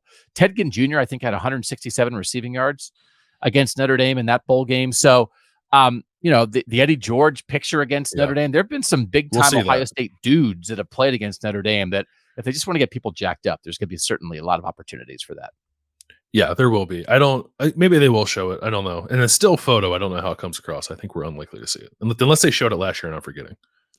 This is Joe. If you could switch one player from Notre Dame's roster with an Ohio State player for this game, who would it be and why? Joe I don't Alt. want to be hyperbolic, but I think if Ohio State had Joe Alt, they'd win the national championship. That'd be it. That'd be it. That's the answer. Yeah, it's not even close. He's the best left tackle in college football. And it's Ohio State's most curious, not concerning, but most curious position, right? Curious is a nice way to put it. Yep. Yeah. We did 110 minutes in the preseason where I was more than curious. This is Josh. I'd like to hear your thoughts on my own theory on Dallin Hayden's playing time. I think the reason he hasn't played is because he knows he will be back next year, and he knows the current top three guys will probably be gone, so he's not worried about playing time this year. Do you agree, Landis? I don't think Dallin Hayden's playing time is a Dallin Hayden decision. If that's what you meant by that. Like, I think the coaching staff looks at him as a guy who could be the starter next year. I think he's not playing because Travion Henderson is healthy and playing well, and Chip Trainum and Maya Williams are also good. And like, I like Down a lot. There were times last year where I thought Down was the best running back, but part of that was because Maya Williams and Travion Henderson weren't healthy. I do think there is a world where Dallin Hayden can help this offense, absolutely, and I'd like to see it. But I don't think his lack of playing time is like, oh, we'll just wait till next year kind of deal. I just think like he's fourth in a 5-man room right now. And it was just, there were so many things that happened to get him playing time last year. Doesn't mean anything's guaranteed for this year. So he's not behind. The idea, we had a sneak peek of him that nobody ever expected. But that Dallin Hayden is one of their primary ball carriers in 2024 in year 3 of his career at Ohio State is very normal and makes a lot of sense. So yep. I understand what Josh is saying. I understand what you're saying, but I think like it's just normal and it's all good. Let's talk about Travion. This is Robert. Sorry, I had to my biggest concern is day with the game plan, and then he's a little worried about Travion Henderson. I still don't get the fascination with Travion Henderson. I love 4 out of our 5 backs, but he's still wondering about Travion. So just let me drop this stat about Travion. He's been good in space, but when I was looking up like yards after contact for the running backs this year, where Audric Estime is 4.7 yards after contact, Trip Trainum is 5.4, Travion Henderson is 2.9. Yeah. Last year he was 2.7. As a freshman, he was 4.3. So I like him more in space, right? Wide runs, hit a cutback lane, throw him swing passes. That's him at his best. I don't need him running through 100 tackles. But if you think you want to line up and be physical and run at Notre Dame in an equal talent game, I don't know if he's your guy. I don't disagree with that. Like Travion is explosive. That is his extraordinary trait. He is his ability to get the ball in space and take it 70 yards on you, like literally at any time. I have likewise questioned his ability to make guys miss, especially in the first level of the defense. Like I think there's still some hesitancy there when he's running between the tackles, and he, I think, runs to contact in a way that does not help him get the most out of run plays, particularly more interior oriented runs. But when it's blocked up for him and he goes to the right place immediately, he is hard to track down. And that's why he plays a lot. And I could see maybe a scenario this week where Ohio State comes around on the idea where maybe they are more interested in having Chip in mind, just sort of run for 4 yards pop every time they line up, rather than take the boom or bust potential that sometimes I think you get with Travion. But it's hard for me to not give Travion the ball when he's looking as explosive as he looks right now. Like, I think he's like, at minimum, he needs to get a dozen touches every game. And I guess we could look at the stat. What is Travion yards with no contact? That's what he's about. Like, give me a hole and let me explode through it like I have a jetpack tied to my back. Right. He did. It was small sample size. I think he only had to do it like 2 or 3 times. But against Western Kentucky, when he had to run through a tackle, he did it, which I thought was encouraging. Matthew, how concerned should we be about the tight end room? I love that we are throwing it to them, but suddenly the blocking has regressed. I think you have some tight end blocking thoughts, Landis. Yeah, I think they should stop asking Cade Stover to block in space. I think that is the majority of the angst that is associated with this position. Inline blocking, I think, has been okay. It could definitely be better. I think G. Scott maybe should play a little more. I think he is blocking a little better than Cade Stover right now, and I think he probably gives you as much as a receiver as Cade does. It's good that they have these outlets and can get these guys in space and they can do something with the ball in their hands. But I question sometimes the way they try to use them. And there were definitely plays last week, and just thinking back on it, like where the perimeter blocking was good. But there were a couple egregious ones where it was just bad. And Cade Stover's blocking when he's asked to do anything other than block in line, I think is a little troublesome at times. So I'm not concerned about the position necessarily, but I see the same things that everybody else sees. I think it's more a matter of how they're trying to use them sometimes. This is Andrew. I know we take PFF with a grain of salt, but any thoughts on Jack Sawyer and JT Tuimoloau's grades last week? It seems like overall you guys were fairly uninspired by their performance, but I believe PFF had them as the 2 highest rated ends this week. Thanks. I said that I thought that was the best game I saw Jack Sawyer play, and I thought JT was also good. So I was uninspired. I think does not apply to me. I thought they both played great. I don't care about PFF grades. I think they're some of the individual stats they keep are noteworthy, and like the pressures in that game were good. So, and I thought they affected the quarterback. So I thought it was a great game for both of them, and they're going to need to play their best game this week. This is from Dave, who saw that I was in South Bend doing that live hit on Monday. If you're searching for some great Italian food while in South Bend, try Cosimo and Susie's. You'll thank me later. So that's a food suggestion for the people, because we're not there anymore. We always appreciate those suggestions. This is Craig from the 937. Any chance the podcast will have a tailgate for the Notre Dame game? My wife and I are going to be there, and we would love to hang out with some Buckeye friends. So this is on Berman Austin, because once again, we are not going, Landis. We're not, but I'll put Austin's cell phone number up on the screen here, and Great. You guys can call him and figure out to meet up. No, we're not doing that. I think, we'd love to do something like that someday. On short notice, we're not going to be doing it here, but long term, I think those kind of things are stuff we like to do. Are you sad that you're not going? Yes, this is the only. Yeah, this is the only game this year I think that I'm sad that I'm not going to. Just because I've never been there before. Yeah, I've never been there before. Yeah. I did college radio when I was at Northwestern for Northwestern's visit to Notre Dame. I was speaking about the other day, I think I misspoke. It was the fall of 1993, and it was the Northwestern opener. And one of my very best friends and I went and did the game in South Bend, and just a great experience for like a 20-year-old kid to do like a live call in Notre Dame Stadium. And we got home and found out that like the person working the board had not turned the transponder on, so not a single person heard it.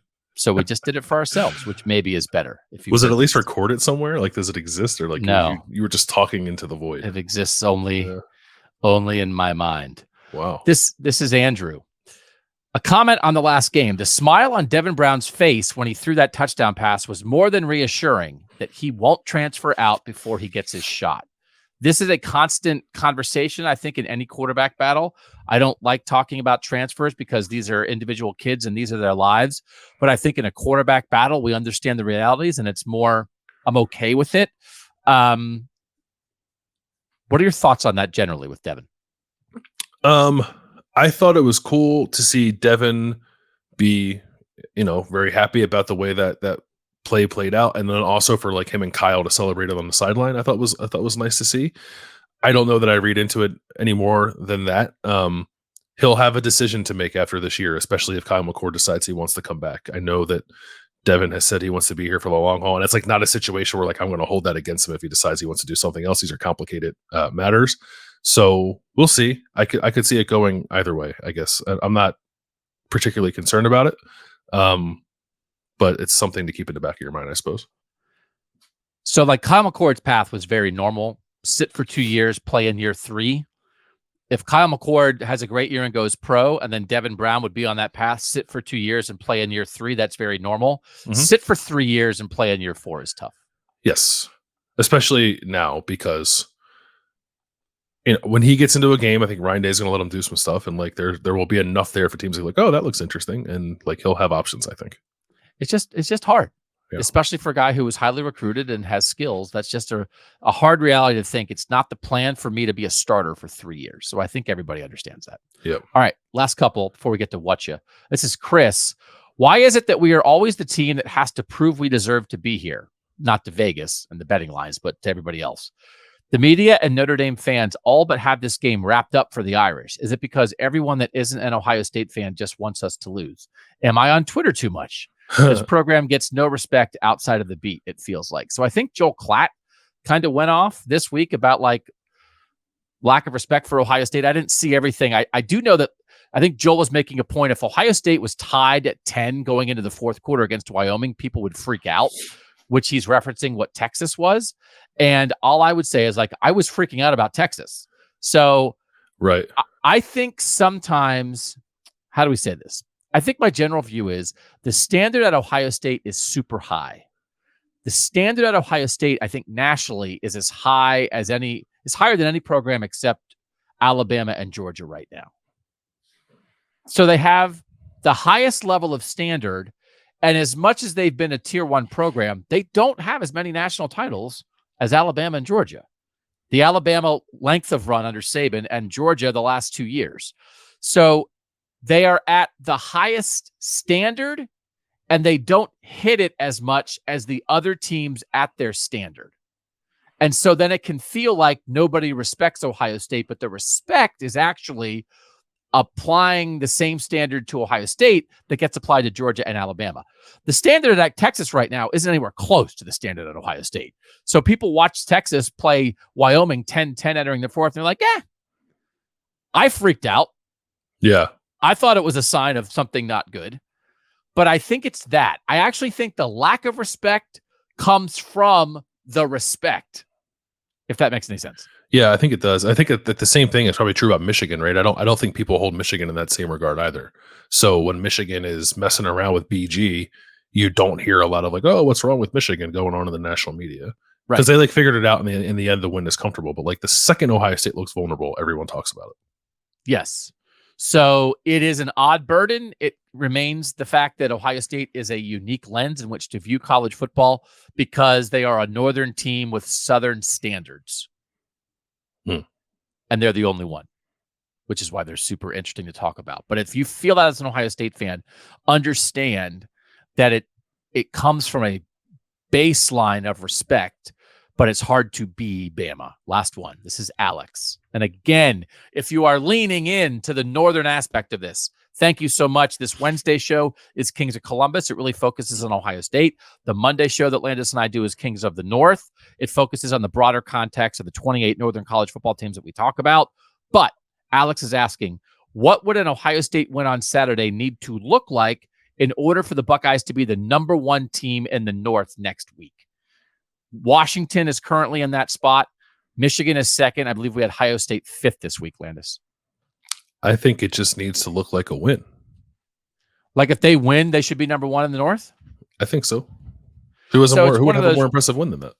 So I am not voting in our North rankings the way I vote in the AP poll. I'm not doing a straight resume ranking. I'm viewing it more as like a power poll, right? You know what I mean? Yeah. So from a power poll, I want them to be, they would need to be dominant because I do think like Washington still looks dominant offensively to me. But as we noted with Washington, Michigan's defense is better. So Ohio State's offense doesn't have to be as good as Washington's offense, but they then have to be like pretty close to dominant on both sides of the ball.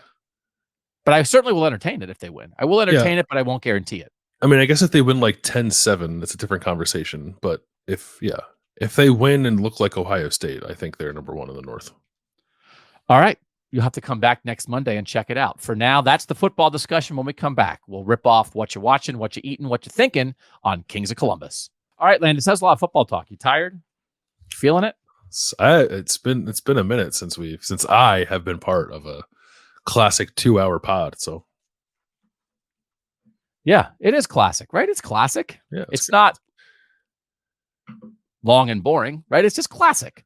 I know it's good. It's a big game, football. Man. It deserves it. All right, let's hit on this quick. What you eating lately? I couldn't remember what I wanted to talk about. So I'll just say this. And I hesitate to even say the name of this establishment out loud because I just think it's a ridiculous name. But there's a breakfast place in Grandview called the Brekkie Shack.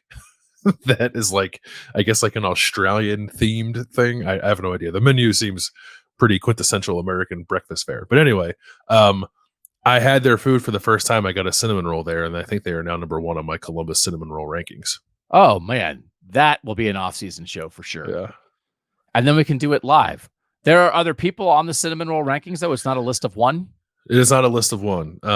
I think previously number 1 was probably Fox in the Snow. They are now number 2, and Kitty's is number 3 for me. No Cinnabon, right? You ranking Cinnabon on there? I mean, Cinnabon's delicious, but I'm not ranking them. They're not purely Columbus establishment. Yeah. Okay. I respect it. So I was in Chicago over the weekend, then I stopped in South Bend on Monday. And when I got my dinner on Sunday night, there was like Portillo's, right? It's like love it. Yeah. So I don't know that I'd eaten there before. And so I got an Italian beef sandwich, and you can ask for it like dry or like regular or super wet. I don't know what the numbers are, but I asked for it dry, and I got it, and I walked back to my hotel room and I got it out, and it was like they had thrown the sandwich in a pool. It was so wet. Every inch of the bun was soaking wet. And now I'm doing research because we're getting ready to record Kings of the North on Sunday night, and I'm worried that I'm dripping juice in my keyboard. It is everywhere. And this is the dry version. And I don't have, I guess, a ton of experience with Italian beef, Chicago, whatever, beef sandwiches.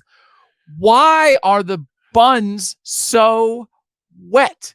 Who thinks that a soaking wet bun, logistically and just from a deliciousness standpoint, is where you want to be?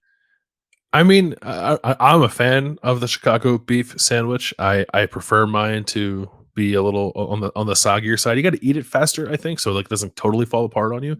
I walked it back to my hotel. It took me 4 minutes to get to the hotel. Yeah, I think you got to sit there at the place. You got to make sure you're in a good position. You got to like hunch over whatever you're eating on and like make sure all the drippings fall where they need to fall and not all over you. It's you got to be dedicated, I think, to want to eat one of them. But I think it's a delicious sandwich. Did you get hot jardiniere on it or what?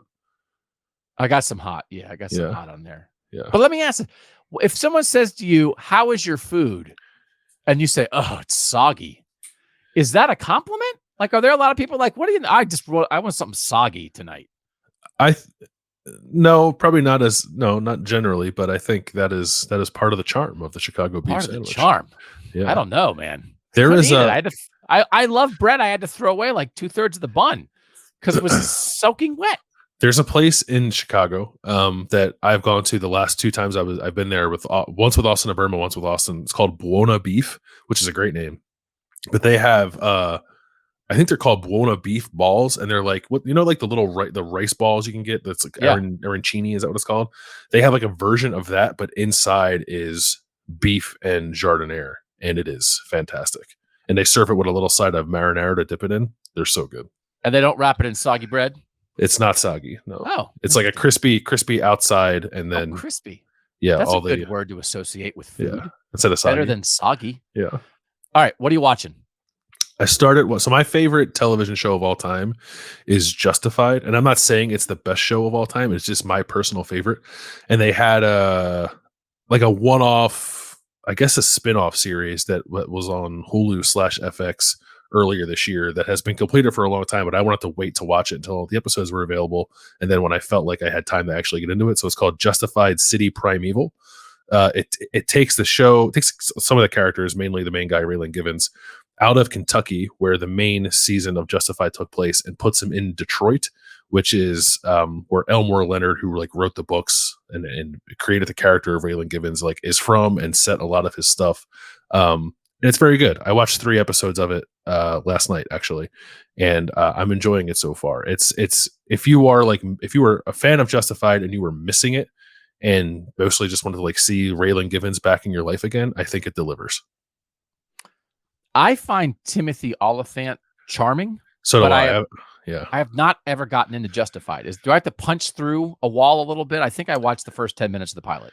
The pilot's a little rough, I think. And part of it is because they made some decisions to basically like change the trajectory of the series after the pilot and how well some characters tested. So I think if you can get past the pilot and maybe the first couple episodes, it's pretty good. The second season of Justified, I think, is fantastic. Okay. And all of it, I think, is very good. But I likewise, Tim Oliphant is he's a man crush of mine for sure. Yeah. All right, I'll punch through. So mine is actually a podcast that my daughter and I just ended up doing a lot of drives this summer, and we listened to it. It was a true crime podcast. We don't listen to a ton of those, but it was called Bone Valley because like the area where it happened was a place where there were like a lot of dinosaur bones. But it was hard for me to listen to a podcast. It's a very serious subject. It's basically a guy who's wrongly convicted and has been in jail for a murder for like 35 years. And they're over the course of it, they pretty much show that like he almost certainly didn't do it, but they keep every time it comes it's like next on Bone Valley. And like every time anything happens that they're talking about this very serious subject, I just would like interrupt and say like, and then I took him to Bone Valley. And it's just like, oh, I'm going to take you to Bone Valley. And it's like, I don't think that's what, I just think there should be a better name of the podcast. And I don't want to give it away, but beyond Bone Valley, I also just want to say that when you make a podcast like that, it's very interesting because from a true crime perspective, it felt like they were trying to tell a good story and like find the answer. But then I think the other part of it is you're trying to right a wrong. But when you make a good podcast, you maybe can like do the research and find the answer, but you don't know if you're going to right the wrong or not. Right. And it's a little odd to consume Bone Valley as a piece of content, but understand that this is a person's life and you don't know if the wrong is actually going to be righted. And it's not just entertainment. It's like real stuff. Yeah. Like real life suspense. That is a distracting name. Bone. Yeah. Yeah. I won't say it. 6 times was enough. Bone. It is distracting. And there's very little bones in it. There's not a lot of bone discussion. So anyway, it was pretty good though. It wasn't a 10 out of 10, but it was pretty good if you like true crime podcasts. I maybe would suggest Bone Valley. We're over to. Did you think hard? Do you have a lot of thinking that you want to give to the people, or should we skip the thinking this week? I just have one simple question. Am I a bad person if I think we should do away with the paper straws? Oh, that people are going to get fired up about this. Give me your why we should do away with paper straws real quick. Just the inconvenience of them, or can we do something to make them better? Like I am behind the cause of why they need to exist. I love a sea turtle as much as the next guy, but I twice this in the past week in Columbus, Ohio, of all places, I have found myself with having to use a paper straw. I almost expect it now when I go to beach towns and I'm like near the ocean. Yeah. And like we were in Hawaii, it was like only paper straws. In California, I think it's mostly only paper straws. Like I get it. Here, less so. And again, I understand why we use them. I just think we need to get our best engineers on it and make sure these things don't fall apart as fast as they do. So I will say it does seem like the younger generation is very accustomed to carrying around a water bottle now, right? Mm-hmm. That's like a very normal thing. I do think the next iteration of that, and we have some of these in our house, is like a metal straw. Yes. And it's like, okay, you don't like the paper straw, but you don't want to stick a plastic straw in a sea turtle's eyeball. So what do? And it's like, don't worry. Whoop, brought my own straw, brought my own metal straw. And you just walk around with a metal straw in your pocket all day. But I also think there could be some jabbing things that could happen if you do that. So it's dangerous, like you get but lint on your metal straw. Like I don't like my wife has a metal straw that like we have here in the house that she uses sometimes. But like, where am I going to carry a metal straw? I don't know. Could you put it behind your ear? Make you look professorial? I don't know, because you got to be careful. You can make a chain and just like have it dangling around your neck at all times, and then you wouldn't even have to take it off. You could just like put your neck down and like you'd be lowering your neck into your drink every time. There's possibilities there, but I would in the end consider the sea turtle. That's fair. I do love a sea turtle. Yeah, they're majestic creatures. All right, thanks to you guys for making Kings of Columbus part of your week. We went long on this one. Because it's a big game and it's important, and we're going to continue our coverage here on the podcast. If you're listening on the podcast feed, man, we love you. Thanks so much for doing it. If you're watching on the YouTube show, man, we love you. Thanks for doing it. And if you're a tech subscriber, man, that's awesome too. 614-662-4509, 2-week free trial. We're just having a great time. We're so appreciative that you guys are letting us do this. And we're super pumped for the post-game show. Find us on the YouTube channel live right after the game on Saturday. Find us. We'll be up in the middle of the night. Like we'll be on at 10:45 at night, 11 p.m. We're gonna be doing it right when the game ends, talking about everything you saw. If you care about the game, we think our post-game show is the place you should be. So we'll see you there. For now, for Bill Landis, I'm Doug Lesmerises, and that was Kings of Columbus.